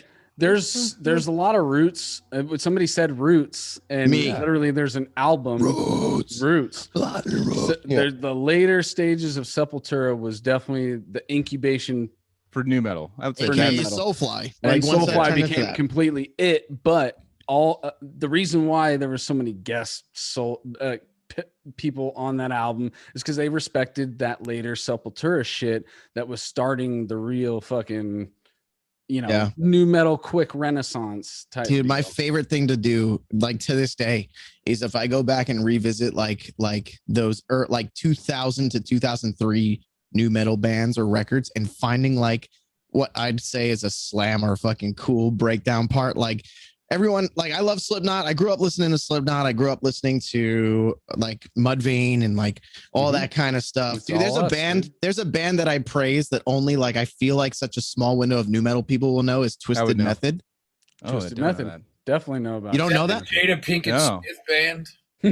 I don't even know who's in it. All I know is that they had Jada Pinkett. Pink Liberty Spikes. The singer had pink Liberty Spikes, shirtless with like, you remember UFO pants? Yeah. But like, I call them Jinkos. Yeah, but they were like the all white, but they had fur, like fucking like those fur. Yeah. Dude, they were like fur with black suspenders, pink Liberty Spikes, just jumping around the screen. Yeah, those dudes. Look at them. Look at them. And those aren't even tattoos. It's all body paint. Like it's whack as fuck. But like, dude, you listen to that album, Escape from Cape Coma, like you're gonna sit there and go, this has some shit to it. Like it's not just like fucking corny shit. Like it's like the best way I can explain it is it's a more metal hybrid theory. So it's got you cited that one song Iowa that has the Long Island Slam. The There's some heavy shit on that album, dude. It's Oh yeah. You It's are wrong. My Plague. No, that song is like that song's hard as fuck too. Everything ends. Yeah, everything ends. Everything ends, dude. They played it in Long Island. That was my first breakup song, by the way. I'm just putting that out there. My first breakup song. It was meant to be. Wait, what's it was a meant breakup to be. song? Fucker. It was like I broke up with my girlfriend, and it's like that's what your song that got you through the breakup. Well, it's called Everything Ends. So like it's all talking about, it's like you're fucked and overrated. Like it's all your fault. Like it's all like it's like your first angsty breakup song where you're like, yeah, fuck her, dude. Like, but the thing about the riffs on the new metal, I'm like scared to listen to new metal because I'll listen to it and I'll be like, oh fuck, those are riffs I've like written and thought they were sick. Yeah. But dude, that's the thing though. Like death metal and non-death metal places is the coolest shit ever. That's why even like the last two Korn records, straight up, they went back to their roots. Like I remember when I was told that they're coming back and I was like, fuck, like this is going to suck. And they just did that dubstep record. I was like, this is going to be a travesty. And then Corey from Carnifex was the first person to say like, dude, no, listen to it. It's the fucking best shit ever. And it honestly was. It brought them right back to like that. They have a formula that they should have never left. And they went back to it where it's like, they start the song with just a brutal breakdown, spacey fucking bass lead. And then it goes the chorus, and then the heavy ass breakdown ends the song. That's just like their whole formula. And I love it. Like it's just it never changes. It's like Hatebreed has their formula now. They fucking start off positive hardcore, and then at the end of the song, they slam it down. It's just, it's just a work. It works. Like a perfect version of like catching that. Like if you listen to Beneath the Remains or stuff after that too, there's elements of like the Hatebreed formula is like there's one song on Chaos AD that's literally like, this is the formula for Hatebreed. Yeah. This whole song. Yeah, I mean, just listen to all of Satisfaction. The whole album is a formula. That changed my life. That album. It was definitely a pivot point for me too. Like, okay, I need to pay attention to hardcore. It's my favorite hardcore record of all time. So like, I feel like if you go upstairs, it's like a museum of Hatebreed. Like I have a whole clothing rack of just like windbreakers and shit from the Victory era, and I'm just like, I want the Under what's the the first record? Yeah, Under the Knife. I have dude. I was so mad. Quick story. I was at a Madball show and I was like, I'm not gonna mosh. I moshed. And I had a long sleeve from what the fuck is the company? I'm thinking Sugabog. No, but it's the band. I'm thinking Sugabog, but it was a Smorgasbord Records was who put out Under the Knife. Okay. It said Smorgasbord Records on the pocket print, Hatebreed, Connecticut Hardcore on the back. Picture of Jamie Jocelyn when he's like 19 or whatever the fuck. And dude, this kid slips on beer and like grabs the back of my shirt and just fucking peels it off me. And I was just like, it just split everywhere. I have the remnants somewhere in a closet. I'm going to make a vest or some bullshit out of it. But sad times. Anyway, new metal rules. Well, for new metal rules. I would have to say the one band that actually kept new metal. I mean, I don't want to even call them new metal, but Deftones. Oh, for sure. But they were in that window. They took came what out was in that cool same time. of new metal, like those breakdowns, the breaks, dude, Diamond Eyes, like so dope. And they kept that sound alive, and that's just like their brand. Well, I gave up on them for a while, and I was on tour with Animals as Leaders, and I remember Tosin coming up to me and being like, dude, this new fucking Deftones record, dude, is fucking the shit. And I'm like, I haven't listened to them since fucking Around the Fur. Like I haven't, or White Pony maybe. Like I haven't listened to them forever. He's all, dude, this new one is so good, blah, blah.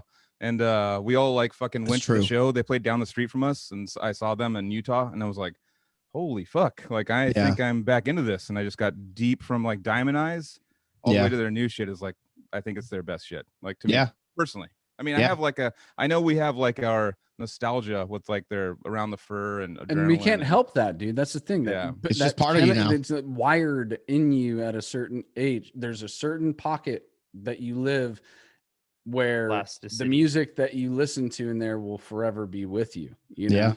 Yeah. And as long as you shelf it a little bit, like it'll come back pretty fucking fresh, dude. And it gives you those same feelings. So it's just like, fuck anybody who thinks that new metal sucks, dude. Like that got me to where I'm at now. That was a stepping stone in order to become who I am today. Oh, so dude, absolutely. I'll always like it's about the Prince song called Controversy. Dude, I'll just segue with this in terms of like just progressing the story is like new metal led me to MTV. It led me to bands like Shadows Fall. It led me to bands like Full Blown Chaos. It led me to bands like Hatebreed, and it just really got me invested in like, that's when I found like the heavy scene. Was crazy to say it through MTV2, Headbangers Ball. When they But, like, still played videos and shit. Yeah, dude, it was just watching like, dude, like Full Blown Chaos videos. Everyone's moshing in a parking lot. I'm like, yes. And now I can call Ray Chaos a friend. You know, like it's just cool how life just does that. But now it's like, what was it? After all that, I guess segueing into growing up on MTV, I started my own band in high school, and it was just like one of those. It was called Inertia. Okay. If you like, it was cool. It was just like I took my Juggalo friend, I put him on bass. I put this kid that knew drums, put him on drums. Like it was just like I scrapped whoever was into it in high school. Like I think in my high school, I only had 2 kids that went to shows and they didn't play instruments. So I was like, all right, cool. So, but outside of that, I had kids that were interested. We started up, we played shows. I guess throughout life after that, I left music for like a year, got asked to join a band called the Merciless Concept, which I've been in now for over 10 years plus. And it's like turned into just what we want to keep alive, the Long Island Slam sound and playing groovy shit. And it's always going to be like my little feel good band that lets me just call everyone pussies and everyone's beating the fuck out of each other in the corner of the room. Like I love seeing it. But after that, what do we got? I joined Pyrexia for a short bit. Nice. And that was my first branch of like, ooh, this is what touring's like. I love this shit. And the tour was Cataclysm, Suffocation, Internal Bleeding, Jungle Rot, Pyrexia. And it was so much fun. It was the Carnival of Death tour. And I called it Carnival of Friends because literally half the bill was Long Island people. So it was just fucking hilarious. And that was kind of like my unintentional tryout for Suffo, because at that moment, it was just like they kept it in the back of their heads, but it was like that was Ricky's first tour. And then I had joined in and Frank was there for fucking 2 weeks. He did the first 2 weeks of the Suffo run, then Ricky took over. And I heard something that Frank said something to Derek of like, dude, this kid's from Long Island and he just joined Pyrexia and he's hitting all the stabs on Sermon of Mockery songs and all the, System of the Animal songs. Like he's right here. Like, and then, and that just kind of like went to the curbside and, throughout history with whatever happened with them, Ricky wasn't in. I got the phone call the next day.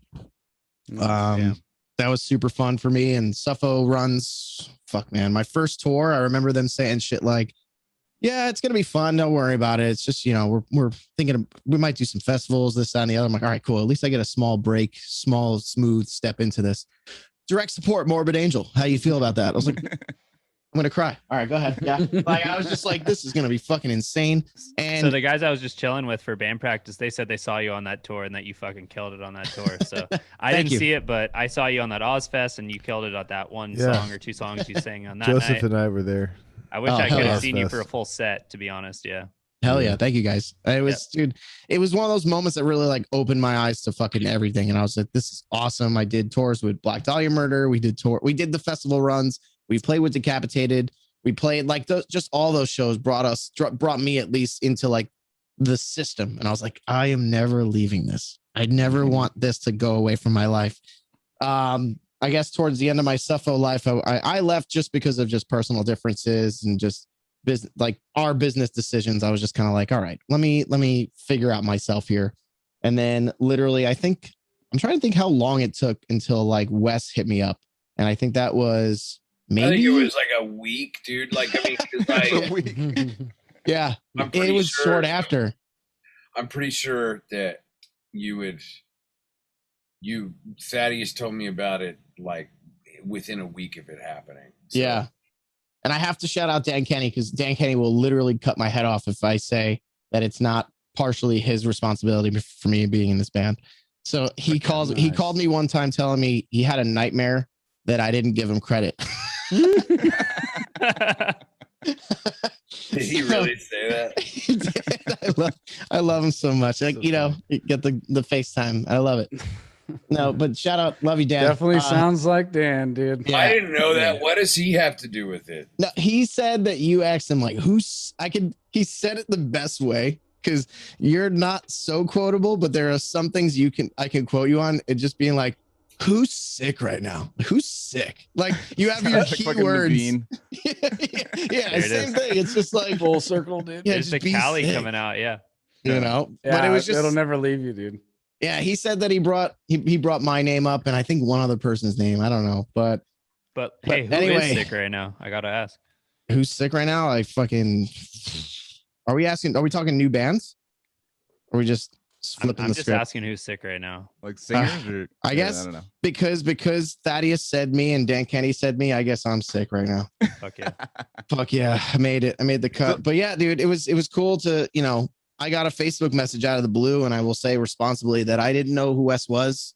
I never was into the circle of bands like the Faceless and things at that time. Look, I was in the Suffo circle. I was listening to Gorgasm, and I felt like my whole competition of finding the heaviest band, I found myself in the barrel of the bottom, Putrid Pile, Insidious Decrepicy, Decrepit Birth.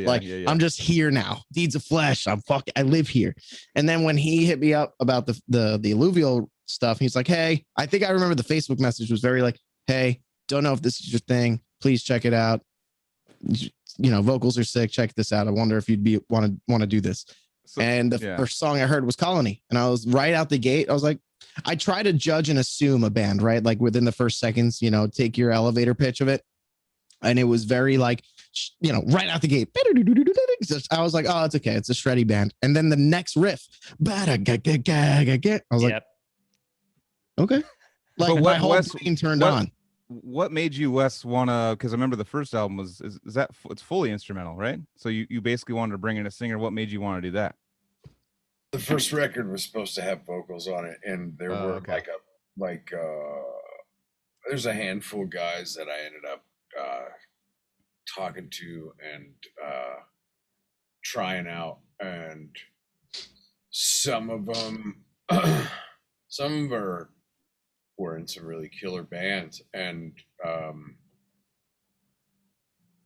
nobody really got it. I mean, and I've said this 14 different times in different places, but really the responsibility just came down to me. Like, Colony might be a cool song for vocals. There's a handful of other ones, but that first record's just got a whole bunch of long songs on it, and it would be tough for anyone to just come into that and be like, okay, how am I going to make it work over this 5.5, 6 minute long song? So yeah. I think I probably made that clear, or I tried to make that clear to Kevin pretty quick. I was like, I know that these songs are long and pretty meandering, and I want to definitely not do that on this next one. So the thing with getting Kevin down here was a while, just because I wanted to. I had to get kind of tunes written, and then there was, just being able to get him an idea of where I wanted vocals to happen, and like where, like the types of like rhythmic subdivision and phrasing that I wanted. And once I sent him some stuff as like a guide track, and then he sent me back a demo, which was for the I Underling. He sent it to me, and I was just like, oh yes, you know what I mean? Like it was one of those moments where I felt like, because I mean, dude, truth be told, I started this band in my underwear in my apartment in Fresno in 2015. So like, here we are, like 4 years later, and I was like, wow, I finally have this. And it was very cool. And like Kevin said, I think the first time that we ever met was in Anaheim, and both of us were drinking, and I'm so fucking embarrassed. The thing is I don't think he remembers this too. He remembers this too, but back when I used to drink, I would get kind of like wrestle and grab people, and I remember I was grabbing them and just kind of pinching them and shit like that. I think that's what I was like, all right. And I started like, look at me, dude. I'm a smaller guy, and Wes is here with his fucking mitts. And I think he was like, grab my shoulders at the bar when I was like, all right. I'm like, I want to keep up, but I don't know what the fuck. And I think I just was hammered. And I have a memory. We were outside with the guy. Was it from Arbomb? Yeah. And he was like introducing me. And I have a memory in my head of me just like, you're here. It was just Elliot and boom. Greg. Yeah. Yeah, I'm just running into him and hitting him. And I'm like, in my drunken memory in the morning, I was like, how did that end? Like, how could that be a good thing in any scenario? You know, I'm playing out all the ways that could have like worked in my favor. Yeah. Well, like, I mean, dude, yeah, it was like that was, for the little bit of time that I did get to hang out with him, I felt like I got a pretty good feel of like him being a good hang and a good personality. So like, if that's the answer, fuck's sake, that's like I fell home. Oh, you know no, what I I mean? mean, dude, it was more like it was just one of those things where I wanted to like I wasn't very good at being a patient person for most of my life, but like probably the last 4 or 5 years have just exercised that patience muscle so hard that like I've gotten better at it. And getting Kevin down here and like making it all work for that was like a big exercise in that. But I'm really glad that I mean I couldn't be happier with the way like things are. So the way that I forget what the original question was. Every once in a while, I kind of I peter off, and That's I all good. I think it was just how we got together. When did you message me and whatever else? yeah. But yeah, I mean, it was probably from that message. It was probably an actual year before we actually got him to Atlanta. Yeah. to come down here. But yeah, I mean, it was. I felt like It's been we an got interesting a ride. bunch done. I felt like we flew Kevin here. He was here for 2 weeks, and we got a bunch done. And then it was like he recorded vocals over demos, which were final arranged songs, but that I had to go and retrack like guitar for real, like guitar and bass and everything on. So like I felt like I got all this shit done, and at the time we were. It's not like I don't think that either of us felt that a record deal was out of reach, but more that like we weren't sure what a record deal would look like for a fledgling sort of extreme metal band like us. I mean, dude, like some of my friends and the types, I shouldn't do that because I don't. We wanna, felt like I don't want to be. dudes that couldn't skate, and we wanted to be like, should we send the sponsor tape? Like, does it look good? I don't. Yeah. Like we were just like in our conversations, like we could self-release it, and we were both almost there. And then all of a sudden, it's like, yeah, we pitched it to this one, and now this one wants it, and now this one. Hold on, what the fuck is happening? Yeah. Yeah, I mean, it worked out. It worked out like. Again, I think that the label thing and them, there's probably a pretty strong vetting process that they go through to kind of like feel out. They don't ask the direct questions, but I mean, I imagine when they're sizing up a band and whether or not they want to sign them, they want to figure out what, like, are these dudes stable people? Can they tour? Are they good? Like, are they going to be able to like handle the responsibility of like, making their business grow and stuff like that? And I had a great conversation with Monty Connor, and like from that conversation to like when we first initiated the deal, like that part happened pretty quick. Working out like some of the stuff with the deal took like, I don't know, probably, what would you say, like 6 months? But It felt like a fucking blink, honestly. oh, dude, yeah, right. You were asking me about it all the time. Kev was like, any news, dude? Like, any new stuff? Bro, but like, think about what we're talking about here. We were just like, Bandcamp is a cool option. Now we're like on the front with Rob Zombie on same release day of our single. I'm just like, what the fuck just happened? Like, like. I think Wes, I think Wes is also downplaying. Like I went to NAMM and I found you because like I went and watched your ESP, or not ESP, sorry, Seymour Duncan fucking thing, and I was like sitting there like videotaping it with like I was like, dude, I want to watch Wes play. I want to watch, like, you were part of my my stops in NAMM. Like that was like, your guitar playing to me is like literally, you're one of my favorite guitar players right now. Like I don't want to, I'm not here to blow smoke, but Jesus Christ, man. It's fucking true. He tells us all the time he likes you. I know. I literally, no, I tell him all the time. He tells us he hasn't stopped. no, seriously. No, like your mixture of like the dime bag with the kind of jazzy, I don't know, like all the things that you're mixing in, and your fucking big dick vibrato. It's like, the fucking, your vibrato is fucking ridiculous, man. Like, it's like you and that dude, Brandon Ellis, is like pretty much like my favorite. Like when I see the vibrato, I'm like, Jesus Christ, like calm the fuck down, man. Bro, tell me about it though. Thanks. This video. Thanks, and also thanks for like. I mean, Brandon's. I'm a big fan of his as well. So the fact that he played on a record, obviously, but the fact that you think that he and I are like your favorites right now.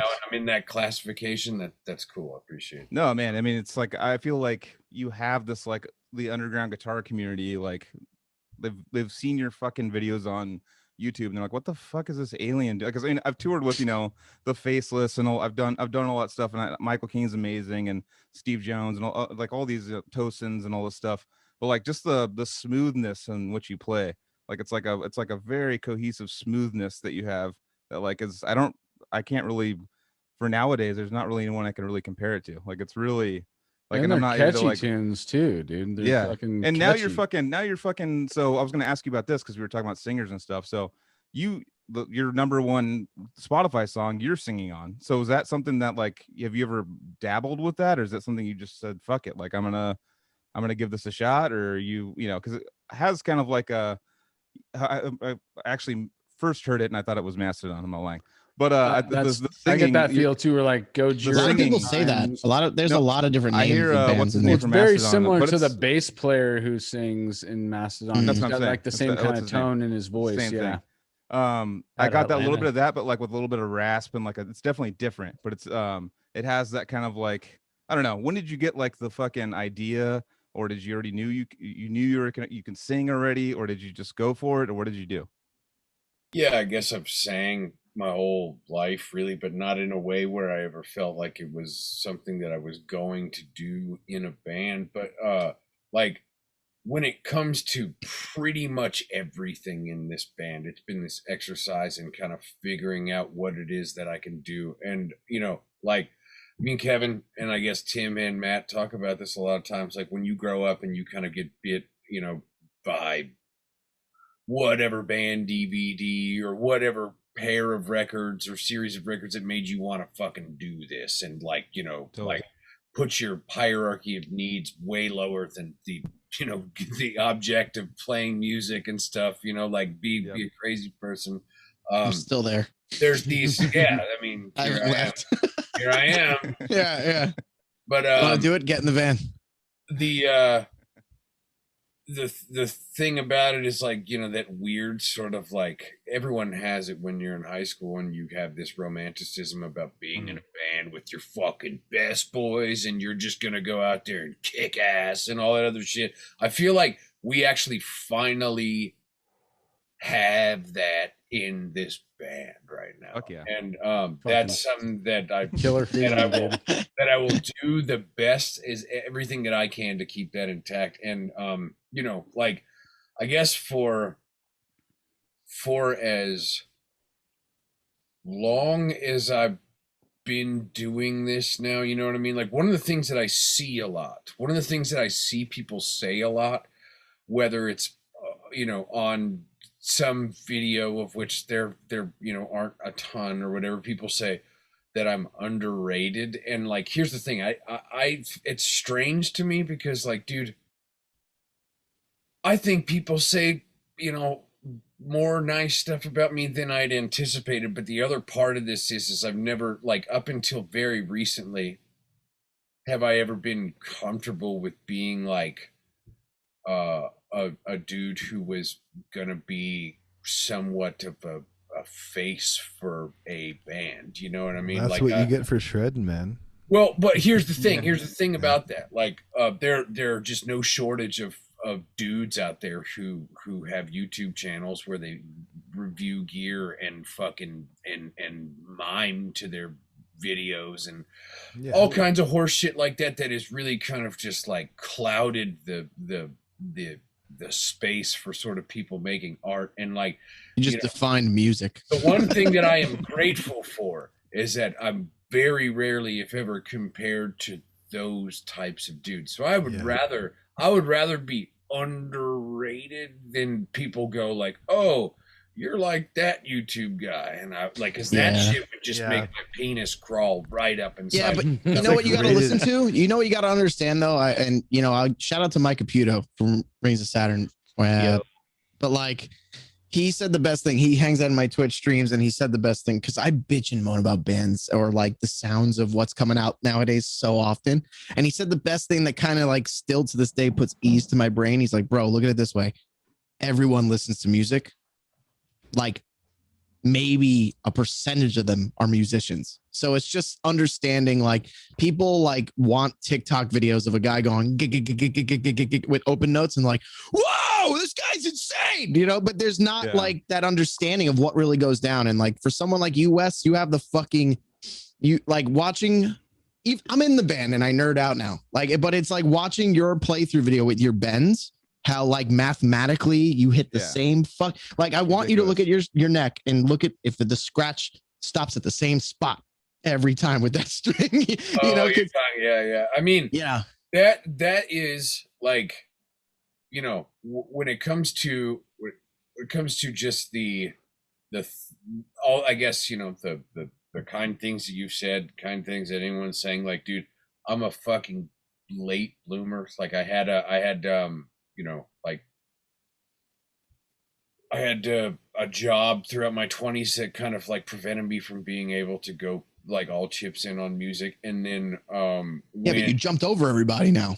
But I mean it's been one of those slow things because like I also had to sort of change the way I viewed making content. It's such a terrible word. I hate the word so much. Look, I spent $400 on a fucking lens for content. I get it. You guys are making content right now too. You're not content with content, right? Well, but what I meant, what I mean by that is like there was a time where I personally, there was a time, and I'm just being honest. I mean, I'm going to sound very stupid, but there was a time, especially when I put that first record out, that like I very foolishly believed that I would be able to get people to participate in the music without me making any videos of me playing the shit, because I was like, man, I don't want to do that because like there's just a slew of motherfuckers on YouTube who are, you know, doing you know, mimed ass playthroughs and stuff. I don't want to be in league with that. But what I had to change my attitude about that was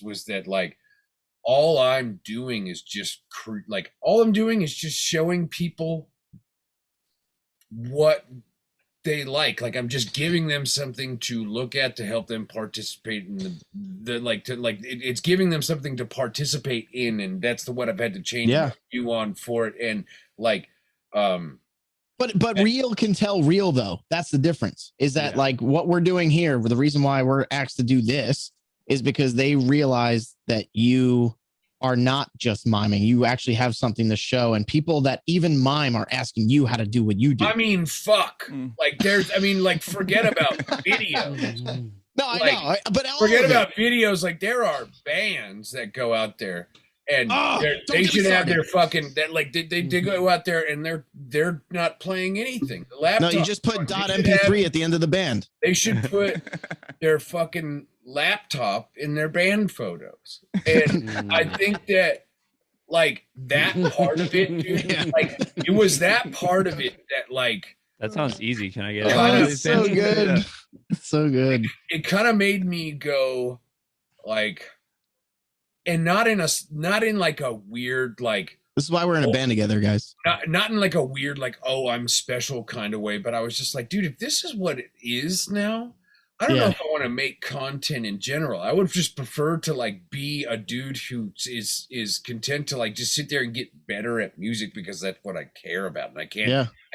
But then, you know, at this point now where here we are, Monty Connor signed us and we're, you know, like a fledgling metal band like who, you know, put out a record during COVID and we sold 1,300 records first week, which is great. I mean, in nowadays, I mean, you could sell 1,300 records and get in the Billboard top 200. So like, you know, like it's one of those things where I was like, well, since we can't go out and play and be real right now, the best thing I could do is just like share my passion for this music by playing it. And that's what I've had to change my view on for it. And I'm sure Kevin feels similarly because he's 110% the same. Because he started to do a lot of this vocal stuff on his stream. And it's like, while he might have been uncomfortable with that before, we're both just realizing like, yo, this is what we have right now. This is what we have. It's the closest thing. Get people to. I got people sending me emojis of them moshing. I can't even fucking see a kid hit anybody. You know, like it feels weird. It's sick that there's an emoji for moshing, dude. Yes. Yeah. Shout out Matt Heafy for fucking having it. He has the circle pit one. So I'm like, spam your circle pits. And he's just that's sick. I just want to, I wanted to say that 40 Stories has been stuck in my head for like a month now, dude. Like straight up. Thanks, man. I mean, that's pretty cool. I think that we, I don't know if Kevin told you this, but that was originally going to be an instrumental song. And it was like 2 weeks before we turned the record in that we went and did the vocals on that. So like the fact that it's become, I don't want to say. It's a cool victory. Yeah. I mean, but the Someone, fact that it's become my friend called it an anthem. It's an anthem at this point, dude. I swear to God. It's an anthem. Yep. I mean, the thing that's tricky about it is like, you know, like when I was fucking sitting there and like recording this and like came up with that whole kind of like Soviet prison kind of sounding. Yeah. That's such a good description. I didn't think that it was going to be a song, a riff that I was going to have to sing over. So I'm working on it like every single day now. I'm just all like, yeah. Nice. So, I mean, like, that's the other part of it, too. Like, back when I said with this band being this thing. Dude, that, feel free to plug in if you want, man.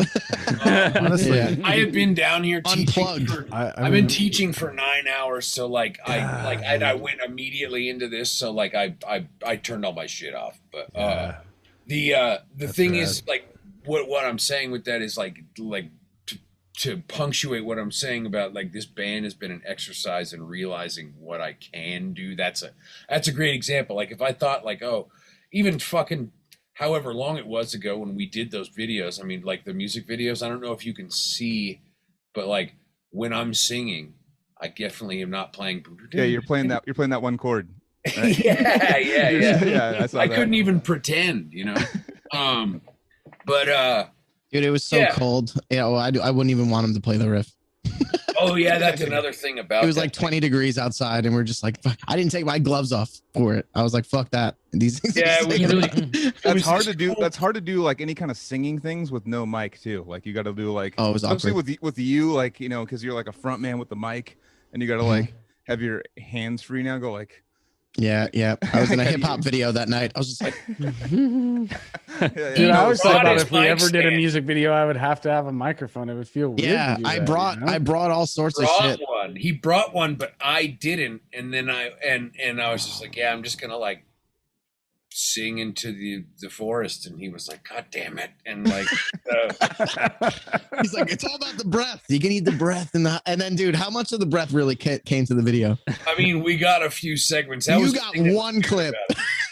That was the thing. It was so cold, but like so what we figured cold. out is like you need to have a certain level of humidity to make the steam thing happen. So like we wanted to like go like and it was just like fucking fog. And then when we got there and it's fucking pitch black and cold, we're like, yeah, it was really. We're like, great, dude. I'm so glad we did this. It was just like that would have been smarter. This sweet lady. She had this ranch and like she's like they had like a guest house that they would let us. It was an alpaca farm, bro. Yeah, there was this guest house. There was this guest house up there that like they would kind of let us go and get warm in, but where we were shooting was like a fucking quarter mile away from the house. So it was like, you know, we were just basically frozen the whole time. But right up chased by turkeys. Right up near the house, yeah, there was like 30 of these alpacas, which like I don't know if you know what those are, but they look like llamas, but they have like llama, yeah. They look like flat tops, you know, with llamas, and they're llamas from the 80s. Yeah, yeah. But they like those things were content to be in that 28, 25-degree weather. I mean, like they didn't bat an eye. They were just like sleeping in it, which made me realize crazy steam coming out of their nostrils and shit. Yeah. So Those turkeys were pricks, though. I hated those fucking turkeys. Yeah, turkeys are pricks no matter where they're at, dude. I got chased by one, and I was like, I'm staying inside until it's time to shoot. That's a dinosaur, pretty much. They had the like those weird, like it looks like they have those big, like kind of multicolored scrotums like around their face. And Yeah. Multicolored scrotums, like multicolored scrotums. Yeah, they're like pink and blue and red and stuff. The gobblers. Fucking crazy. I hated it. But yeah, I mean, fucking. Yeah, I'm super grateful, and like in the time frame that we've been a band that's brought a record to market, like we've been lucky enough to get 3 tours on the books right now that like and get booking agents in Europe and in the US, which I didn't know what to expect, because I mean right now, like, it'd be tough for any booking agent to want to take on a new band, because they want to they don't want to develop a new band. They want to be able to go and put asses in seats and make money. So like, it's been something that I've been really grateful. I mean, you can ask Kevin, you can ask, and I don't do this to be just blanketedly negative, but you can ask Kevin. I'm always just like, well, I guess we'll see what happens, man. Bro. And Kevin's always the one who's like, it's gonna be fucking great, man. Like shit's just gonna go. Like, wake We're up. gonna get this and that. I'm always the one who's like, well, we'll kind of see, like. Yeah. And then he gets a drunk call from me at 2 a.m. like, bro, my brain's exploded. Look at the fucking chart. Look at this. Who's messaging me, right? Like, it's just like, I'll give him all my. It sounds like Bobby shit. was talking and you didn't fucking call him in, fucking dude. crazy in here, dude. It's fucking insane. They won't leave me alone. Everybody loves it. Tell them. That's what it is, though. It's how I feel, dude. I went to a party the other day and I was freaking out because I walk in the door. I didn't expect to know anybody, and I was hanging out with actually Trevor from Black Dahlia, and it was Alex's from Fallujah's birthday party, and I walked in. I was like, "Hey, what's up, man? Fist bumps." And then Trevor was just super fucking kind to me. He's like, "Dude, how's it feel to have like the best record out right now?" I was like, "Stop." Seriously. Like, I was just like, and I'm trying to continue a conversation and smiling like a fucking kid while I'm trying to like just drink beers and talk about nothing. Like, and I'm just like, I'll be right back. And I call Wes. I'm like, dude, I'm having the best fucking time right now. Everything is great. Everything is fucking awesome. I'm like the positive vocal coach that I can't help but not be at this moment. Cause like, dude, I come from a place where it's like, I didn't know. I'm eternally grateful for this band, because again, once I left Suffo, like the realization hit that I was like, what if I don't tour again? I'm going to be fucking miserable, And now that this band is not only taking off in a way that I couldn't be more grateful for, but it's turning into something more than. Like right now we're talking about tours and stuff. That like some of the stuff we have like on paper is fucking stupid. Like it's great. I'm saying stupid as like, I can't believe what I'm seeing. Yeah. And I can't wait for next year to happen. Lingo. Yeah. We got your vibe, dude. I knew you. Bum. No, I think this album like literally has the same it resonates of like what let's say like Rivers of Nile did with a home. Like that was like no one really saw that coming, and they just like fucking all of a sudden they're fucking headlining in like 2 tours. They're like, it's great. It's like it's Shadows of Intent or something like that. Yeah. Like it's in the same kind of realm of that. Like its only place to go was up. There's not really like, but this is what's funny is that we were talking earlier, like when we said about, we didn't know if it was good for the label and this, that, and the other. Our brains are in such a different place than like the perception it's received. And that's why even till now, talking to you guys about it, talking about on other podcasts about it, we just like, we're both, I'm bringing it back to you, Wes, like we're the kids in high school. We're going like, I don't know. This is sick. That's, I mean, the weirdest thing too, I remember being in Decrepit and like doing, when Polarity came out, I literally would just go into fucking like bookshops and just pull up metal magazines, and there'd be full spreads of me drawn as like fucking Dude. cartoons and shit. Yeah. And like all this crazy. I had no idea this was going to be put out there, like full page thing of like me like cutting a guy with like a chainsaw, and like everyone's like drawn as like a zombie cartoon, and I'm like, I literally had no idea this was going to be here. Like it hits you. Like, it hits you in the best way possible because you're just Totally. like you didn't know that was even going to be a thing, and now that it's like a normal thing, it's not even that it happened. It's that it's becoming a norm, and you're just like, what the fuck is happening right now? You know. So that's how I feel with this band, and I'm cheersing to you. I know I saw you guys drinking beers. You guys are bad dude. influence. I mean, Cheers. Cheers, man. Thank you guys for having us on, and thank you for fucking like I mean, you know, I like as often as I can for anyone who is checking out this podcast and who bought the record and told their friends about it. Thank you too, because like Jesus Christ, I know that it's tough to take a minute to get into any new band these days. You know what I mean? Because there's 7. You could pick up a dead animal and swing it and hit like 700 new bands. And have you guys heard about Mighty Bands, by the way? No, I'm just kidding. It's not a ball; it's a dead animal. I definitely imagine like a fucking cat, dude. Just well, can I ask about getting Matt in the band? Because I played his first. So when he joined the Zenith Passage, I was on his first show with that band, and I was like, this guy is fucking amazing.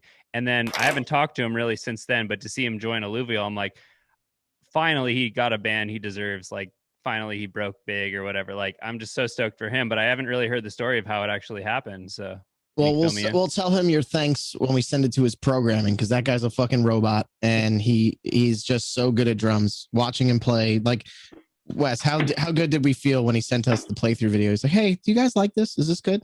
And we're like, yeah, dude, people are going to be scared of you now. Well, I mean, he is a dude who I've been aware of for a while. And like, I just kind of stayed in touch with him over like the last few years because he wasn't really doing much other than working on music with Aegeon, kind of going back and forth between Indiana and you know, like I asked him, you know, because there was a while he said that he kind of just took like a break from playing, and also the idea of playing and doing it in a band, just because of how up and down and tumultuous like this stuff is. And I guess with the particular people that he was playing with at the time, not the Aegeon guys, but the other guys, and he was just like, I was just like, well, I'm kind of in the beginning stages. This is before I'd talked to Monty or anyone. And I was just like, I'm kind of going here, and you know, I really like, I like you a lot as a dude, and of course, really, really love your playing, and like, I would, you know, I'll let you know as things develop. But would you want to play together? And he, you know, like, I don't know if he was like, oh yeah, man. I mean, that would be great. I would love to play. And like,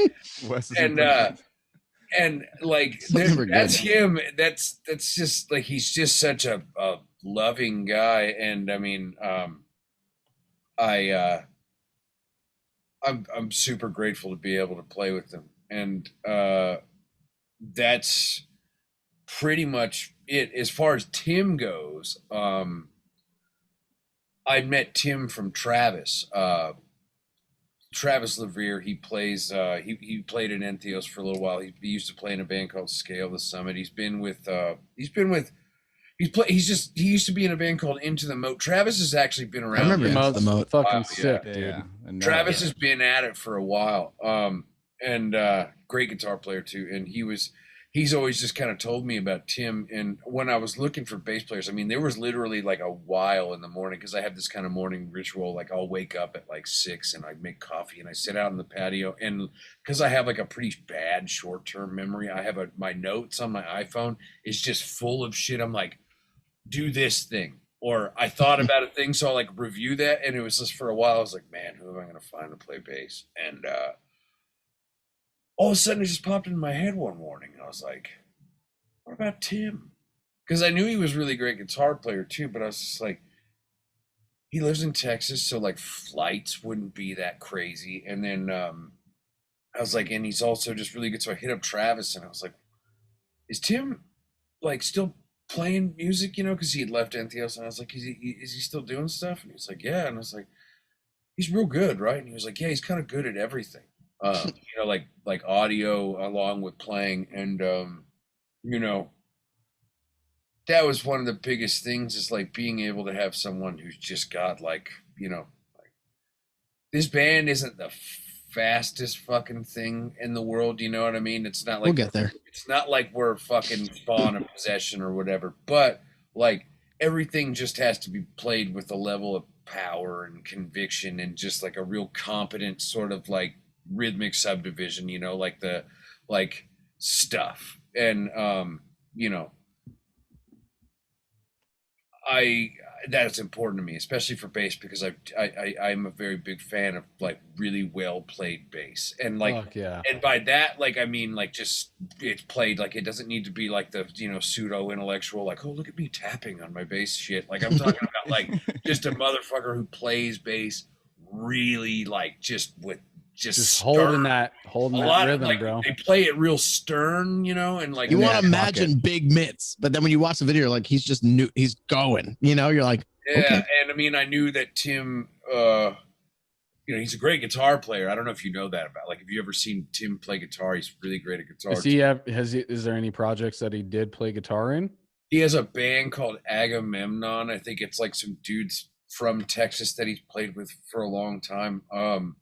And like, you know, he can play a lot of lead guitar and shit like that, and just like great riffer. But you know, he like it's that thing about him having a really good prowess at guitar that I think makes him like a fucking really killer bass player too, you know. So I mean, and like the other thing that, you know, like for the most part, it's so far the criteria for playing bass in this band is like really just being a really solid pick player. But Tim has like a lot of good, like, you know, traditional sort of bass player etiquette with like finger tone and stuff. And like, dude, sounds like a pick half the time.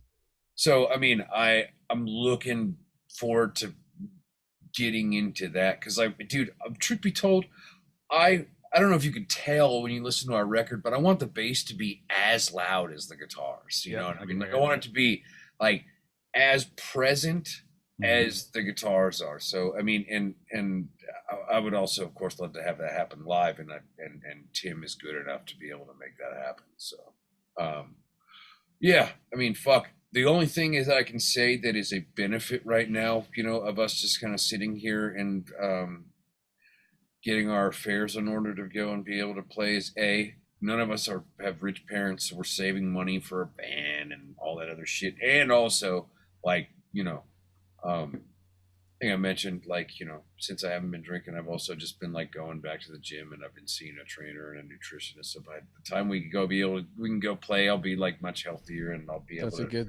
I just want to go and just. Nice. I just want to be able to go out there and just make it all count all the time. Because I mean, dude, here we are. Like, I mean, all of us have done our share of just like touring and drinking because the experience sucks. And I just like, that's something that I can't do anymore. Yeah, I mean, dude, we're getting older.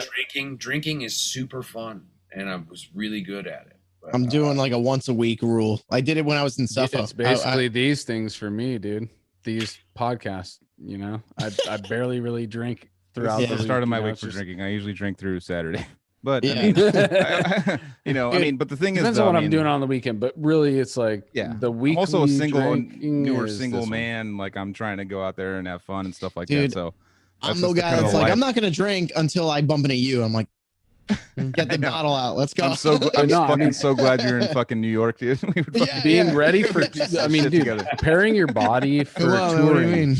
Preparing your body for touring is a thing that I think that most people should think about now. Wes, just be ready to catch me on the first show. You don't want to be coming home a zombie. You want to feel like just being out of shape. You handled it, you know?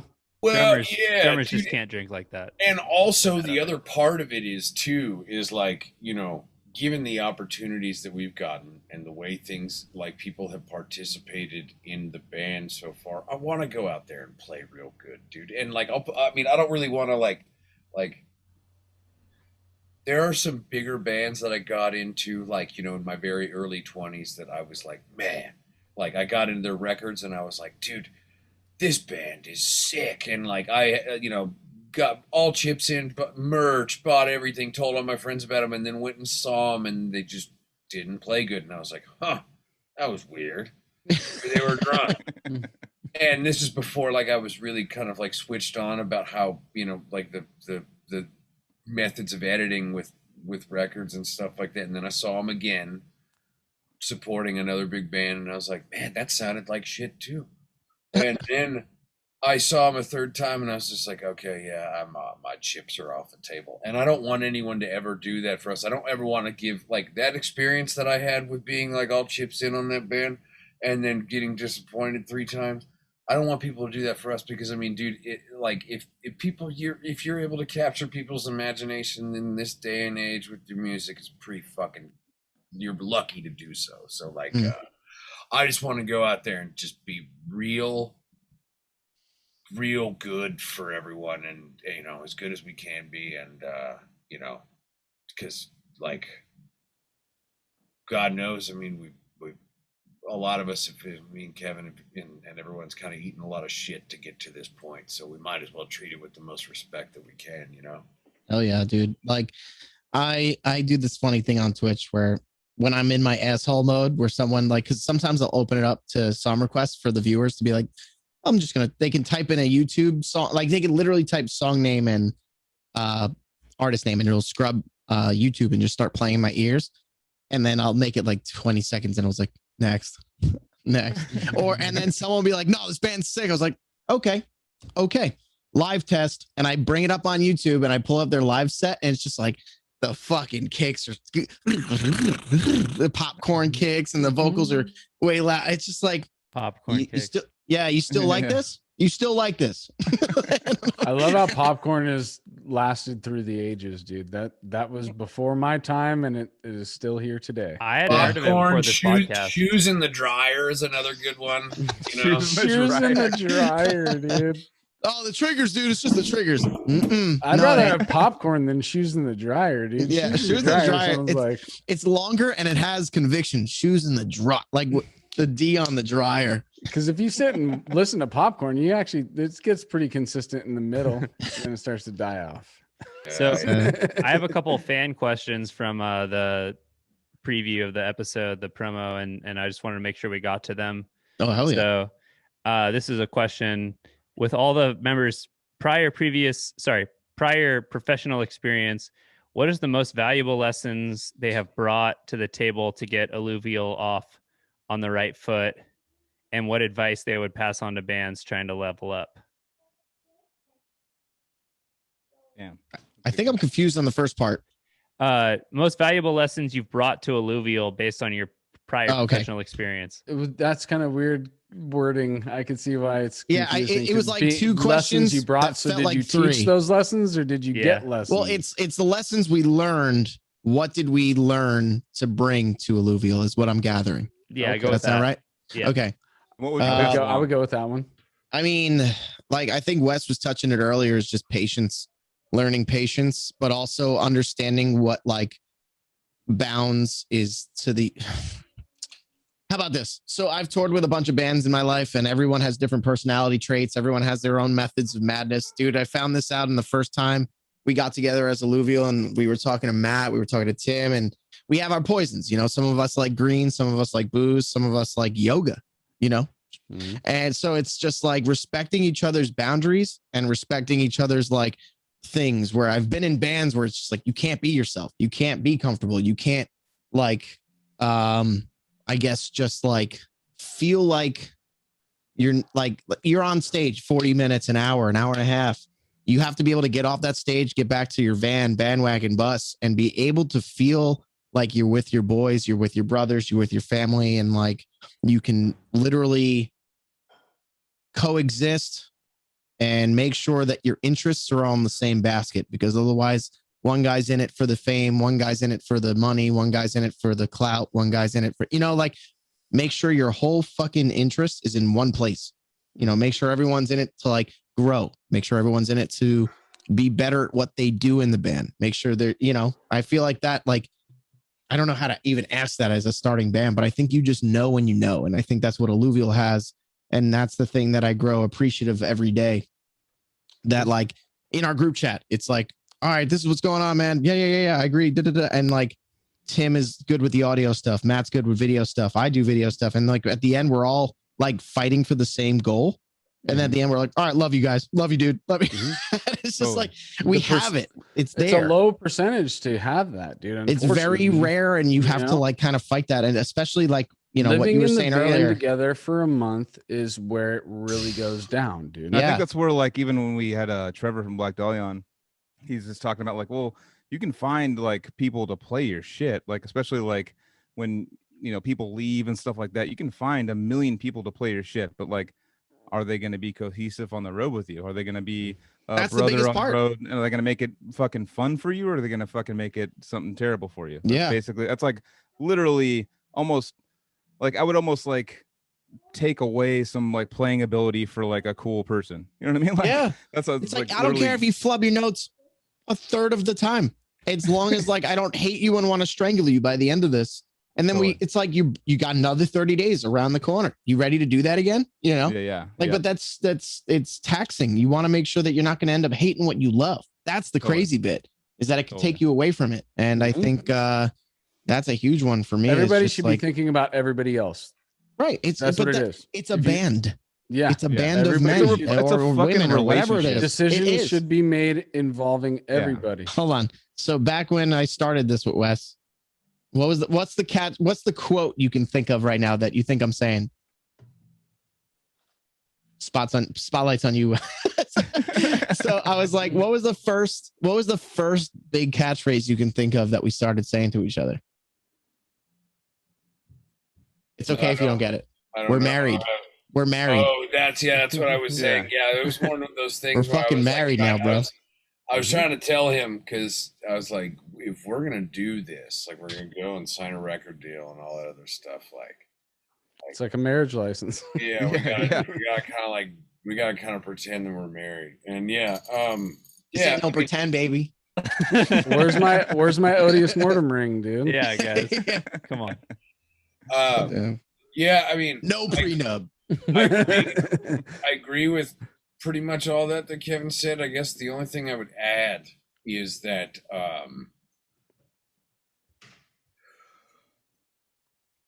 if guys are in multiple bands, it's polygamous.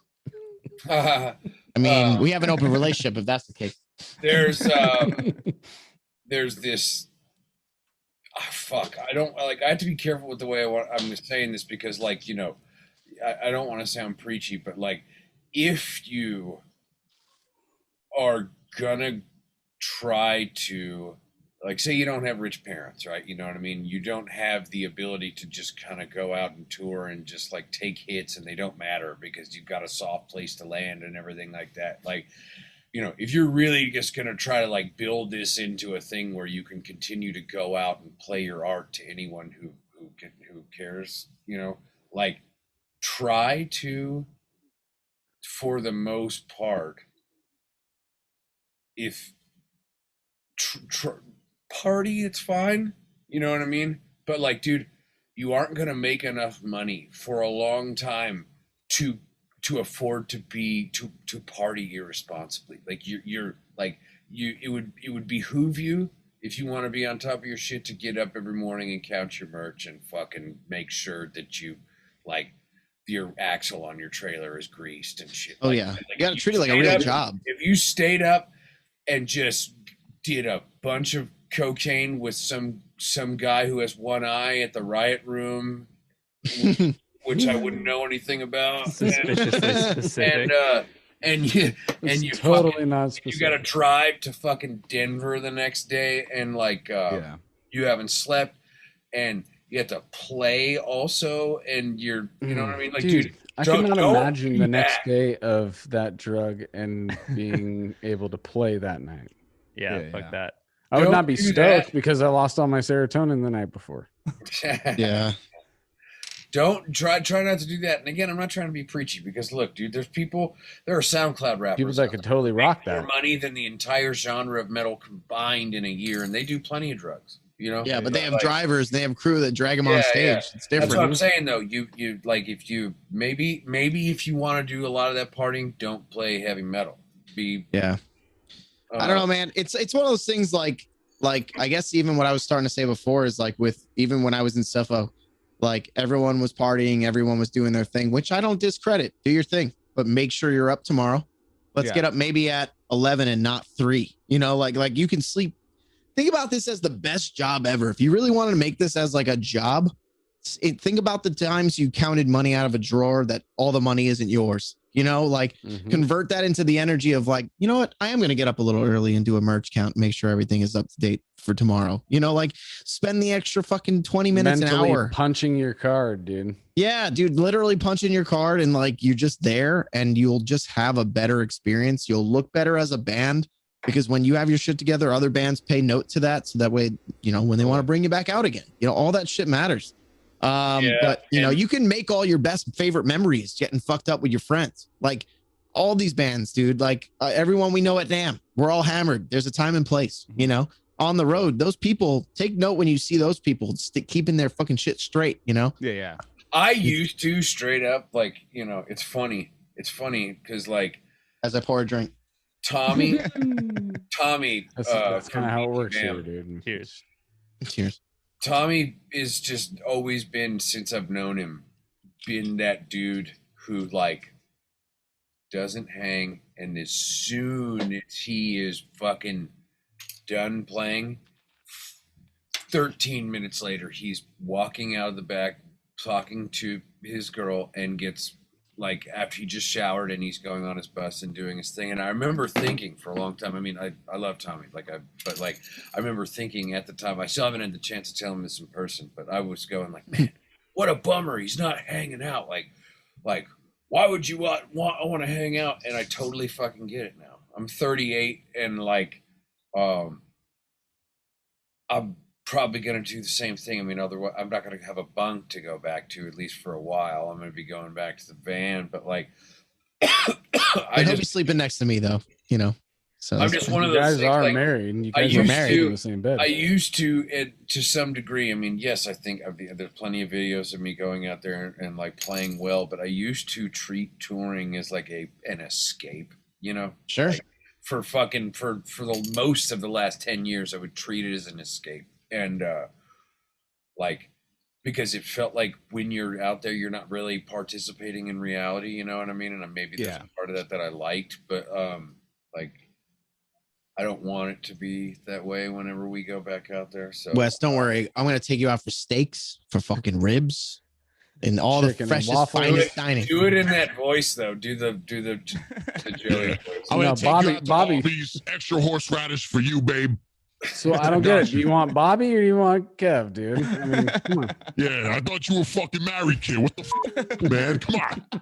Wait, did it just do like a bleep over you the like that? bleep? Yeah, you know about it, kids. He's a pro Twitch guy, dude. He's got to have this shit on fucking blast. Get with it, bitch. Yeah, what the fuck you got? No, dude, I don't have much compared to that. Dude, all right. So after we finished the record, or after our first big session, because I know we went back and did 40, but like after we were like, fuck, we did it. I'll be right back. I have to whiz. All right, go for it. Go for it. Yeah. Me and Wes went to a place called Signs Bones. out to go piss, dude. My fucking husband sucks. He had a good time, man, and like we definitely have those childish moments where we like, you know, when you do the CD test in the car after your first, like after a mix. Oh yeah, dude. You put it in the car and you're driving home from the studio, and we had like an hour drive from the studio back to his house, and we're just doing the whole like. Isn't that funny how you're waiting for that shit after a session? You're just waiting for the session to end so you could listen to it in the car, dude. Yeah, but that's the fun part. That's the shit that that's never the great stops. shit, dude. Right. Yeah. And once you, all right, that's another lesson. Once you have a friend in your band that doesn't give a fuck about that mix, he's out. Get another one. Everyone's replaceable. No, but like, dude, we had such a good time, and like, after we finished Sarcoma, it was one of those moments where we're like, we gotta celebrate for ourselves. Just to like, dude, he's been putting so much work into this record, and I came in and did what he told me to do, honestly. But like, I put my little spins on things, and we got steaks at this place called Bones. I shouldn't ask this question without him here, but did you contribute lyrics at all, or was it him? I'm going to give him this record. There was like little moments where I was like, oh, this word probably sounds better. You know, he wrote it, you know, I can't take that from him. That's but like, fine. This record was super cool in terms of the writing. And it was a lot of like, he wanted me to write, and I kept kind of telling him no, because there was so much stuff that like relates to him and relates to what he's been through. And I was like, yeah, I relate to that. So I agree. So let's keep it, you know? But when I was like, dude, I came fresh, like death metal mind. I'm like, you know, the whole time I just wanted fucking, and I'm like, dude, I'm going to ruin this record if you have me write on it. Like there's such a sharp image defining the lyrics on this stuff that I would hate to jade. Even if you set half a song and I did the second, they would not connect, you know? So let's like kind of write this one, get it out, put it behind us, and then grow from it. And then we can like sit in a room together and write together from here on out and see where it goes. And it'll just be more natural. I don't want it to be such a, you know, like the one thing with Wes that I love is that he doesn't write in parts. He's not like, oh, I have this one riff. It's like, no, he has a song, and each song is his... You could tell that in the structure. You guys definitely have the structure down. There's a nice even flow for a lot of the songs, dude. Oh, for sure. You know? Yeah, but long story short about the stakes, I think it's a matter of like the tour shit is like so important to enjoy your company and really respect each other, and like the longevity will just be that much longer if that is there. We spent $500 on just the two of us, on just 2 steaks, a little Wagyu as a sampler. I got 2 drinks. He got water, but like we had a giant fucking what was it? Hash brown that was like the size of a whole fucking plate. Nice. Dude, and it's like, I can't wait to bring him out on tour, because I know we've both had different tour experiences. Suffo called me out to lunch Muller literally every day. We'd get to the venue about like 10, 11 in the morning. Everyone's sleeping from the night before. I would only party like hard once a week. Like if we had a day off or something like that, I'd go fucking stupid. There's photos of me on my birthday on the Morbid Angel tour, blacked out on a lawn like this outside the caboose in fucking Minneapolis. And like, I was out for 4 hours just sleeping. It's like Joel on his birthday in Saratoga Springs, dude. There you go. You gotta have it. Oh, we've been there. We've been there. When it's your birthday on tour, dude, Derek Boyer takes the mic out of my hand. I had a wireless, and he takes the mic. He goes, this song's Kevin. He says, this is Kevin's birthday. Everybody make sure he forgets it. And throws it back at me. I'm like, you fucking asshole. Dude, as soon as we got off stage, there's like a line of people just be like, shots. You know, either you saw this and it's like a guy hugging 20 tall boys, like everybody take one. Oh my God. You know, or it was shots. And I'm at the bar. This couple brought me over to the bar, like, hey, you take a shot, you take a shot. I'm like, okay. And then I'm getting this, I'm getting this, I'm getting this, I'm getting that. Like, I got a shot for you, bro. I'm like, motherfucker, dude. Yeah, dude. And then the person I blame is a shout out. By the way, everyone gave me like, I was drinking on that tour. I was drinking white rum and like seltzers because Sherwood from Skinless told me that's what he drinks and it doesn't fuck up his voice. I was like, word down, I'll do that. Yeah. Because it's no sugar. He's going for like keto situation. Yeah, but dude, the sugar fucks you up on the hangovers and your vocals and all that. So it's just like your body's like, yeah, water's good, you know. Then you know who fucked it all up was Robin Mason from Gruesome. She was doing merch for Morbid Angel and tour managing for them. She goes, here you go, Kev. Happy birthday. It was a shot of Jaeger. And that was the thing that brought the curtain down. And I was just like, well, someone catch me. Yeah. That's so funny that for my 22nd birthday, we were on tour in Saratoga Springs, and Skinless was in the audience at that show. It was the Deeds of Flesh, Decrepit Odious Vile tour. And we literally I was my 22nd birthday. So the only other time I've been like that kind of drunk was my 21st birthday. And so we were on tour with like these, like, you know, with Erlen. Wait, what was the birthday it was? I'm sorry. It was my 22nd. Okay. Sorry. I'm mine was like 25th. No, you're fine. I didn't hear it. I think mine was like my 26th or something. I was like, dude, if it was the same birthday and Skinless is involved in this, I'm calling him tonight. Ridiculous. Yeah. So literally, like it got to the point where I was like, someone bought me a bottle of Wild Turkey before we played, and it was just like a banana show. Like, I was don't it even, like, 101? oh yeah, that's all we yeah, would drink. yeah. Yeah, But I love that shit. That shit's great, kid. Shout out Wild Turkey. but like Shout literally, out like Bobby, baby. we literally outside the show, like same thing. They're like, oh, it's Joel's birthday. It's his 21st. Everyone said 21st, but it was 22nd. But so like Sure, they go everyone's buying harder. me shots and doing all that shit, and like before I know it, I don't know it. I'm gone. My brain's completely gone. And I literally had the like, dude, you were like wasted last night. You had the bass player Skinless like kick you in the nuts as hard as he could. That's fucking amazing. And I was like, cool. That's anyways, can we get to the next show? Wes, I was saying how Suffo calls me out to lunch Muller when I was touring with them, because my values were I would get fucked up one day a week, and I would bring we'd load in. We'd get there at like 10, 11. We'd load in, do sound check, and by the end of sound check, I'm fucking gone. I'm getting brisket with a fresh fucking cornbread with a little corn on the side, mac and cheese from some place that I never heard of. And I'm just like, Yelp said it's great. So I'm bringing you out for lunch, Wes, a bunch of times. Be ready for it. I got one more fan question for you guys. Go for it. And then we're probably going to wrap it up pretty soon because we've been going hard for a while. Keep me going. My ADHD is ripping right now. I mean, I have no problem going. I'll go all night. I'll go all night. I'll go all fucking night. But that being said, question. Considering the different sound and feel of the previous album, does Sarcoma feel like a natural evolution for the band, or did they specifically aim for something different? And if so, how did they approach the change? So that's kind of confusing, but just like, I feel like my 2 cents would be this is look, being that I wasn't part of the first record, I think my from my inside scoop, I would say the evolution from album 1 to 2. I would say I feel bad for the listener if they were like, oh, this is different. It's like, if you didn't expect evolution, then did you even listen to the first record? On the first record alone, there's so much different varying stuff. And then the second, it's like, there's still epic, like shred. There's hard riffs, big riffs, breakdowns. Like as a listener of both, not even being a part of the first one, I think it's still there. Now, Wes, you could tell me anything else you think. Two things that I could address off the top is like one of the words that I keep hearing people use, and I'm not really concerned about it because I mean the press, the press that we've gotten so far, their job is to sort of like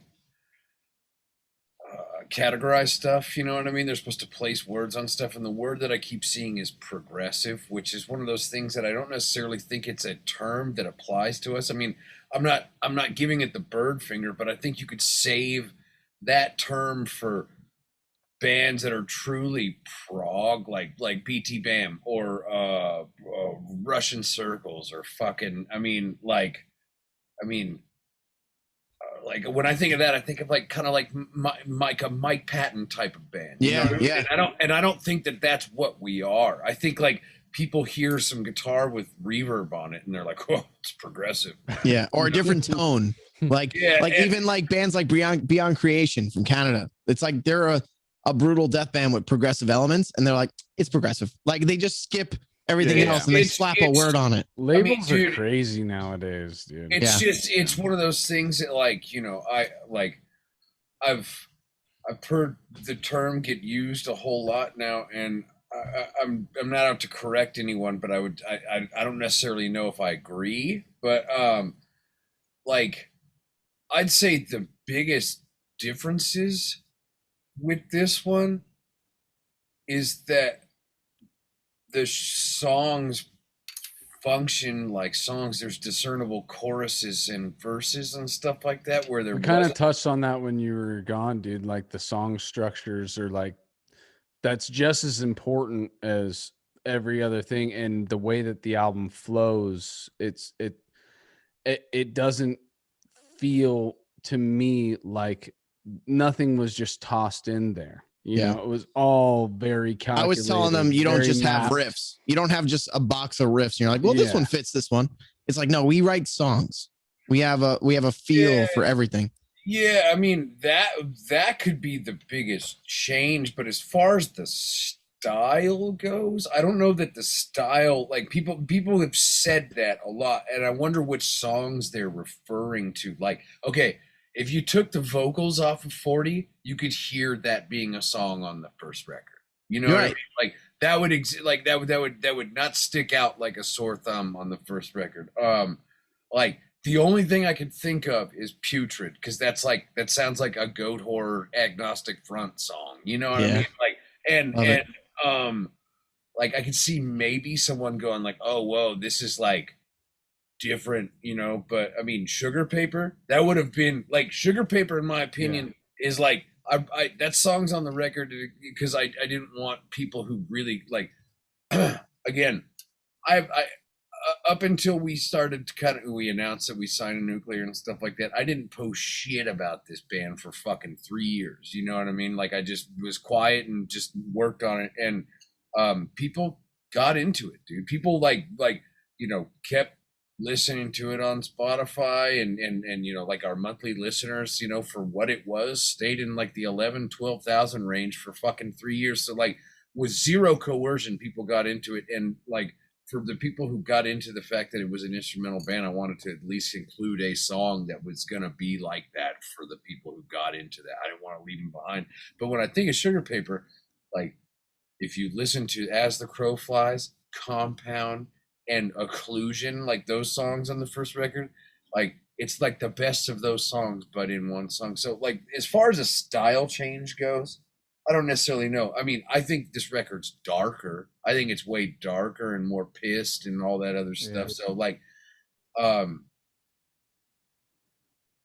overall, I think that the aim for this is just, you know, I missed the mark the first time, but this is like I want to have action-packed songs that are memorable and hopefully make you want to listen to them again. And you know, also that being said, as much as I love cool guitar stuff, I like fronted bands. So like pretty much there's a lot of lead guitar. There's more lead guitar on this record than there is on the first one. Definitely more crazy lead guitar. But that being said, everything that I write, I'm always thinking of like what is going to make Kevin sound the coolest. How is this going to make The balance is unreal. How is this going to be a thing that like is going to work for like Kevin? Like thinking of it as like if I'm playing a guitar, Kevin, you know, I'm plugging into an amp, Kevin's plugging into the band. And that's the main thing that I always want to make sure is like a thing. And henceforth, I don't know if there will be instrumental songs on every record. It's hard for me to say. But you know, I'm very stoked on the way everything is right now. And yeah, I just want to kind of like I would say that we're probably not going to have a record where we at least for a long time, where we lean into like, you know, things. It's probably just going to get more dark. You know what I mean? Yeah. Like each record's going to get probably Y'all are just fucked. like more dark and more sad and more scary. And Yeah. At the end of this run, fucking Kevin's just gonna be doing black metal vocals like, Dude, I'm down to try everything at this point, dude. And you know what? Wes will tell you, like, I'm the guy. Sometimes I could be like, I don't know how it's gonna work, and then he'll show me it again. I'm like, I fucking love this. It's my favorite track on the record. yeah. Sleepers was one of those. Dude, there's a weird one with that one. Like maybe that's take like if you put Sleepers without vocals on it on Deep Longing, it would still fit. Like there's a song called The Deep Longing for Annihilation that's like this da da dun dun dun dun dun. Yeah.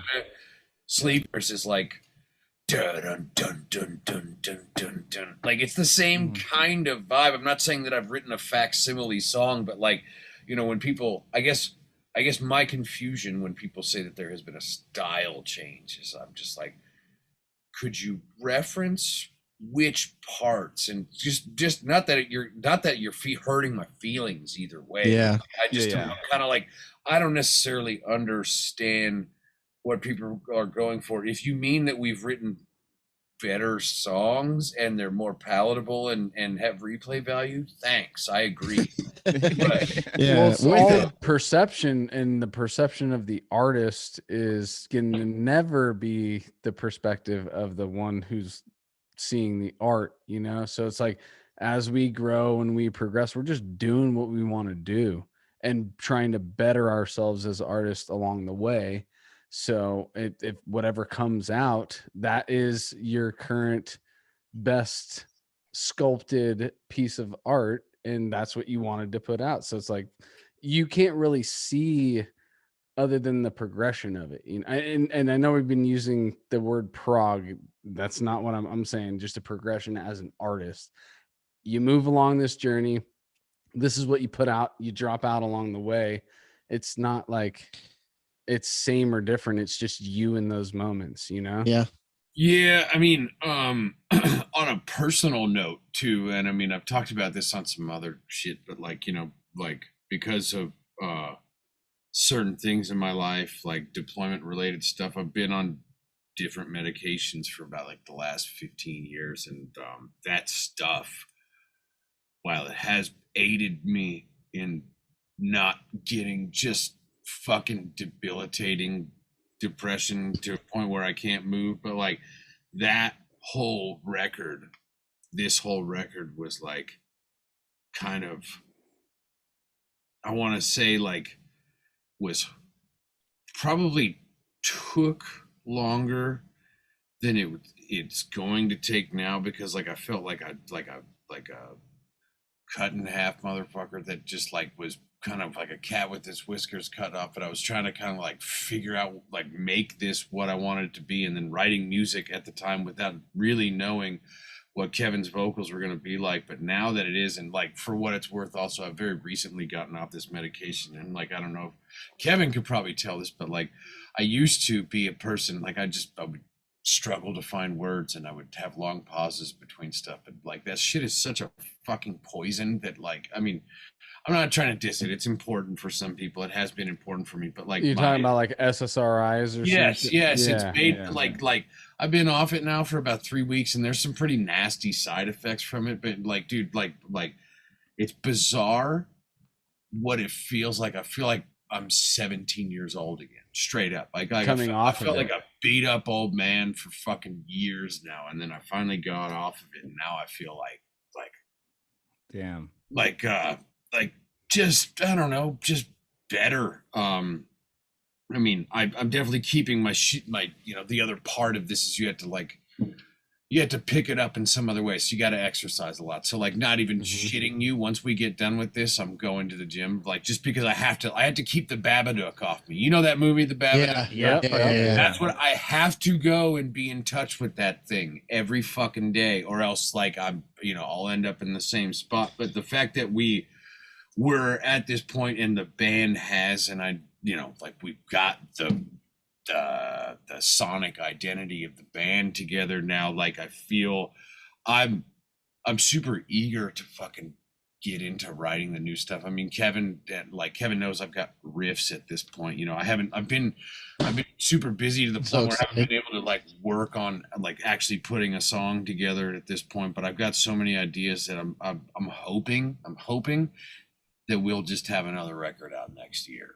You know, bro, that New York riff you got is fucking nuts. There's no excuse not to. I mean, because we're sitting here, and you know, but yeah, I mean, that would be great. I mean, for us, and I think everyone who's just been with us so far, right? Just give them another record, more shit to get into. So yeah, I mean, what I could say is from the journey from then to now at this point, it's just been like, you know, dude, I feel like so many topics have come through in this last 40 minutes, but like starting with you and then not knowing, like on the topic of progressive, I remember my brain, the first thing I was like, oh, it's just another progressive thing. And then the more I kind of like sat with the record and like even Deep Longing and just understanding your brain, and then meeting you and then hanging out with you, and then further understanding your brain, and then like conversations and watching you write, even the new little riffs that we do have, my whole brain is like, dude, I'm always going to be excited right now. There's always new shit. And I think that is the one thing that the metal genre is straight up lacking.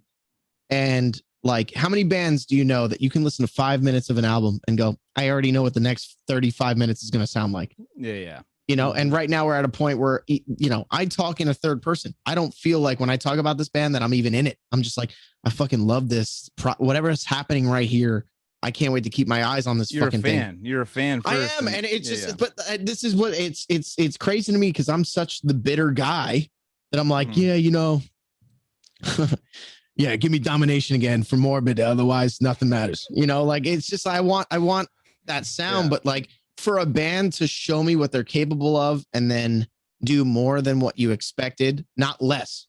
Most of the time it's like you get hit with one good record and then everything's less than that. But I feel like with us, we're going to pivot, but it's not in the way you even see coming, you know? Like, I'm going to tell this little side story, Wes, is that when I was out there for those 2 weeks and we were tracking and doing stuff, Wes is always crunching. Look how many fucking swords he's got around him right now. He's a knight that doesn't understand what his arsenal looks like. So he I remember he was like, yeah, I'm just going to dabble this. Yeah. Go out to lunch, go get some food. And I'll be here. And I come back and he's like, with his glasses and his hair up, like how you see right now. He's like, what do you think of this? Hits play. It's like, I was like, it's like the sickest shit. Yeah! So it's like, he gets it. Like, it's just like it's one of those feelings that I don't know that other bands have with each other. Like when I could sit in a room with him and show him like 7 slam bands I like. And then we talk about progressives or any type of band and be like, oh, I know where we meet in the middle now. You know, even the first day I tracked. Wes, what was the tuning you played in? And then where did you end up? Oh yeah, that's one of the things too. I mean, because Suffo, right? C-sharp band, right? Like down a step and a half. And that tuning has always just been I don't know how to describe it, dude. I mean, like, I was talking about something earlier today, like, you know, Tipper Gore and like the PMRC, like in the 90s when they were trying to put, you know, ban certain music and stuff because of the lyrics. I wanted to just be like, Tipper, you better worry about what these fucking bands are tuning to. That's way disgusting. That's gonna fucking make them do way crazy. Turn way more Thrones of Blood. Get it. Yeah, exactly. Like, dude, so like a lot of this shit was I downloaded out in standard, but there were a couple of these songs that I wrote in G sharp standard, which is basically a C sharp standard guitar, but you've got a fourth below that. So, you know, G sharp. So it's like a 7-string that's tuned, you know, a step and a half down. And like, once I heard Kevin's voice on those songs and then compared to the songs that were in standard, I was just like, man, we should just have the most of these songs in this tuning. So like, it was when we demoed them, you know, because they were shitty demos, like John was able to just like pitch the guitar stems down to, you know, like, you know, rather than having to re-record everything just so we could audition what it would be like. And we were both like, oh yeah, there it is. And shout out John Douglas. Yeah.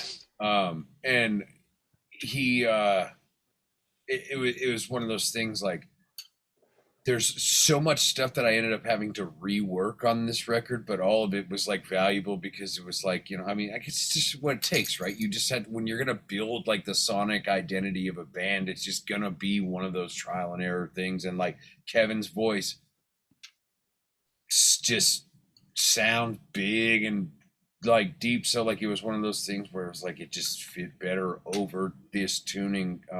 So yeah, I mean, I'd say moving forward, I will probably end up playing, you know, working on more stuff in that tuning. There's only 2 songs in standard on the record, as I'm holding up 3 fingers. It's Sugar Paper and 40.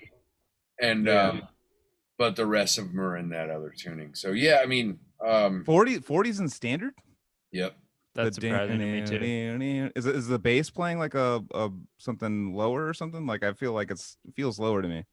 No, it's in standard. So I mean, you know, like, it's technically songs in C minor, but starts on the 4 chord, so it's F minor, and like, you know, it's like, it's not totally diatonic, you know. There's like some flat 5e stuff in there, but yeah, that's one of the songs that's in standard. And who knows? I mean, it's one of those things. Like I said, dude, sometimes like standard B though, right? It's B tune. You're in B. Okay. I was like E. I was standing E. I was like, how the fuck is that E? I I thought it was E standard. I'm like, I should have said standard 7-string. Standard 7-string tuning. But like, yeah, gotcha. Back to that whole Tipper Gore joke. Like, dude, the tuning stuff is and always has been for me. I like lyrics, you know what I mean, but like that type of thing is always the vibe, whether it just has to do with the note itself or just the way a guitar resonates in a certain tuning that just does something to you emotionally. You know what I mean? Totally. That like was like. That's always been a big part of the sonics. Isn't there a scale that's considered like the devil's notes back in? Isn't that movie fucking Deathgasm all about it? It's literally Black Sabbath. I mean, Full Circle Black Sabbath. Well, I mean, it's what they're talking about is like there's a scale, a flat fifth, but no, I mean, what you're talking about, if there is. I don't have my shit plugged in, but if there is something that sounds like evil, it's your half whole stuff, which is like your modes of like your diminished scale. And it's like, it sounds, there's stuff like that on the record, like the solo for Thy Underling. There's a few like half whole things, but no, I mean, like, it's weird that it isn't used enough in metal. That just goes to show like most dudes in metal, like just like haven't really dove into like harmony in the greater scope. And like I think if you're talking about a devil's scale, I mean, yeah, there's just certain, I mean, basically you're talking about intervals like that just either bring the ruckus or make you sad, and those are the ones that I like, you know. Yeah, dude, I'm a vocalist and I can give a fuck less about lyrics. Like my whole life I've just listened to bands of like dude, Suffo was always the band that's like listen to Jesus Wept, how like the middle is like evil carnival riffs, and it hits you in such a way that you're like, what is happening right now? But like, so when you say, but real quick, when you say you can give a fuck about lyrics, when you listen, do you write lyrics though? I do write, but it's more like in the moment, if I have an idea, I'll jot down the idea and I'll let the idea do the work. If it's like, the song's got to translate hard though. You know what I mean? Like in terms of, like we're talking about. You would map patterns before you would write words. Possibly. Yes. Yeah. So that's where it's like, for me, if I hear the song, I'm hearing how I approach it. Like everything goes back to the live setting for me. I want to know what the fuck, if I'm screaming at someone, I want them to be like having that face of screaming it back at me. I don't want it to always be like, yeah, I said this cool thing over this like weird blast beat thing. It's like, like I love Deeds of Flesh, but dude, they throw it around so much where it's what do you say in the beginning of that Merciless song? You will die alone. Oh, okay. Yeah. Yeah. So it's just rude. You will die alone. Bah, fuck you then. You know what I mean? It's just like, that's what it's supposed to be. It's supposed to be like, this is how like the world treats you. Go fuck yourself. Live or die. Figure it out. I love that one.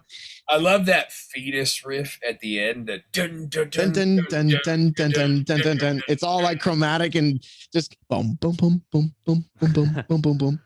Dude, nice. Fetus is one of those bands, like touring with them. They were the one band that could just connect with, like we did like a couple Summer Slaughters with them. Like how they, like, no matter if you were like into the more deathcore or death metal, like everyone just loved Fetus. Like they were like that one band that would just come in like, okay, well, everyone's gonna be down with this one real quick, and just like there would be no splitting of the fans. Like everyone would be like, okay, well, Fetus, it's Fetus. Like we all love Fetus. They go down as one of the goats for me forever. Yeah. Like I'll tell you a short sentence that happened in my brain during this whole pandemic. I actually almost cried in my car driving home, and I was like, I'm living in a time frame where I might have to watch them break up. Watch Fetus break up? Yeah, like if they had retired in front of me and said, "This is our last show," I'd cry. Straight up. Dude. Well, then Like, think fuck, about they a gotta bad keep song. going for a long What time, dude. bad You're only song fucking does Dying 30. Fetus dude. have? I know, and I'm scared. I'm scared, and I know I'm not ready for it. I'm You like, know, fuck, dude, your lifetime could be very long, especially since you're only 30 at this time. best dude. Like, best three piece medical to ever science exist. is really progressing. Yeah. Progression is a talking- very common word in this fucking podcast, but even medical science is, dude. And you're gonna make it to like probably like 120, probably. Yeah, being this is the Well, Cali I'm only Death 36. podcast, I'm like talking like he's a fucking child. dude, I don't care. You can tell me I'm a child. I'll fucking the fact that You're a I've fucking got child. I've got listen. I ain't no fucking kid.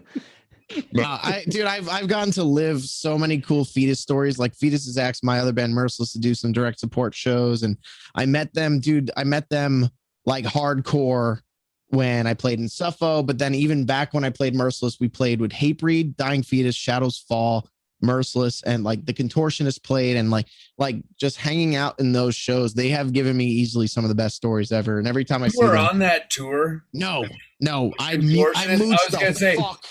I was talking. I worded it weird. I worded it that as no, if we were on the because it bill. was funny. I remember that tour because, like, 2013. I'm close with those Contortionist boys, and I was talking to Robbie Baca about that, and I was like, Listen. man, what a fucking shitty thing for the Contortionists. You had like Fetus, Shadows Fall, and Hatebreed, and like you're like this kind of proggy band and stuff like that with like, ooh, kind of like, Nice, you know, dude. Oh, Still have it damn. laminate, dude. This shit was the best. I cried because I'm such a softie. I should not say that No, anymore. Why No, not, but dude? like, Crying yeah, is I fucking fucking growled all over right, it or dude. something. No, dude. I was this was my birthday's wait a minute. Is my yo, story check out? boys, I gotta go to the gym. Yeah. We're Sorry, going finish deep. We're wrapping sentence. up. I'm sorry. We're I cut going you deep off. on this You were one. talking contortionist. No, it's No. No, dude. I don't remember what I was gonna say, and it was probably what it's This that might be the longest podcast we've gotten, so I thank you guys so much for showing up, dude. Fucking, Yeah, dude. Thank you fucking, for having us. I mean, yeah, we talked about a lot of shit. But It went all over. This is our brains. yeah, let's do Love it. Dude, Do it again. this was Fucking great, love it. dude. I had a blast with you guys. We tonight, might need a dude. part 2. It was so great to I'm meet you fucking guys. So down. After you guys become You like guys are super always famous, welcome. can we get a part 2 when you guys like are like headlining? Let's do a over- part 2, like at the end of the year. Yeah, I'll come Yeah, back yeah. with shades on. I I'm won't down. take them off. I'll be like, Yeah, what? What do you got? What question? What fan questions you got now, kid? Let me know. All right, Anthony. I'll have let's them wrap for it. you, Thanks wrap for- All this right, shit thanks I'll for see Bobby, you dude. guys. Nice. I'll see you guys. Right on. Love you, man. Wes. "Later, bro." Later. All right, Yeah. so thank you guys for hanging out with us, and that's so weird. It's cool, dude. Unique. Dude, We're just a unique it's crowd. all good, dude. If you're gonna hang out for a couple more minutes, that's all we do. A couple more minutes, Dude, after this. But yeah, dude. You say that now. It's 12:48. But No. for me, it's here we go. Let's see what happens. All right, Few more 9:48, minutes. dude. Start We the love clock. all you Fine. guys. Thanks You to wanna all the see this? subscribers. I'm hanging out. I'm hanging out. If you guys want to hang out, that's up I'm to hanging you. out. I'm down. It's I'm it's fucking all hanging good. It's up to We'll Casey. be here. You guys open the Should've said drinks, that and last now time. we're all drink. Are you drinking out of a mug up there, Casey? Oh, okay. I knew it. Part of me was like, here we go. All right. Well, All right. thanks for everybody who's checking this out. All the subscribers, everything. Alluvial, all the plugs are at the top of this. So rewind back to the beginning if you want to fucking buy some merch, see what's up with all that shit. But Twitch, CaliDeath.com YouTube, Instagram. is going to be happening a little bit because the professor has transcended the academic realm into the summer. So he's in the summer realm. Correct. I'm in the WordPress realm at this point. Oh word hell I'm yeah! in the blog realm. I'm blogging. Hell yeah! And I'm in the merch realm, and we'll talk about that next time. That's going to be coming. Everybody's been waiting on a t-shirt. I don't know if you have, but we're going to have some very soon. We're working that out. But yeah, hit us all up. Come back here next week. You know, we're going to be here next Thursday. And yeah, we got some fun stuff for you guys very, very soon. Love you guys. We'll see you next week. Over and out.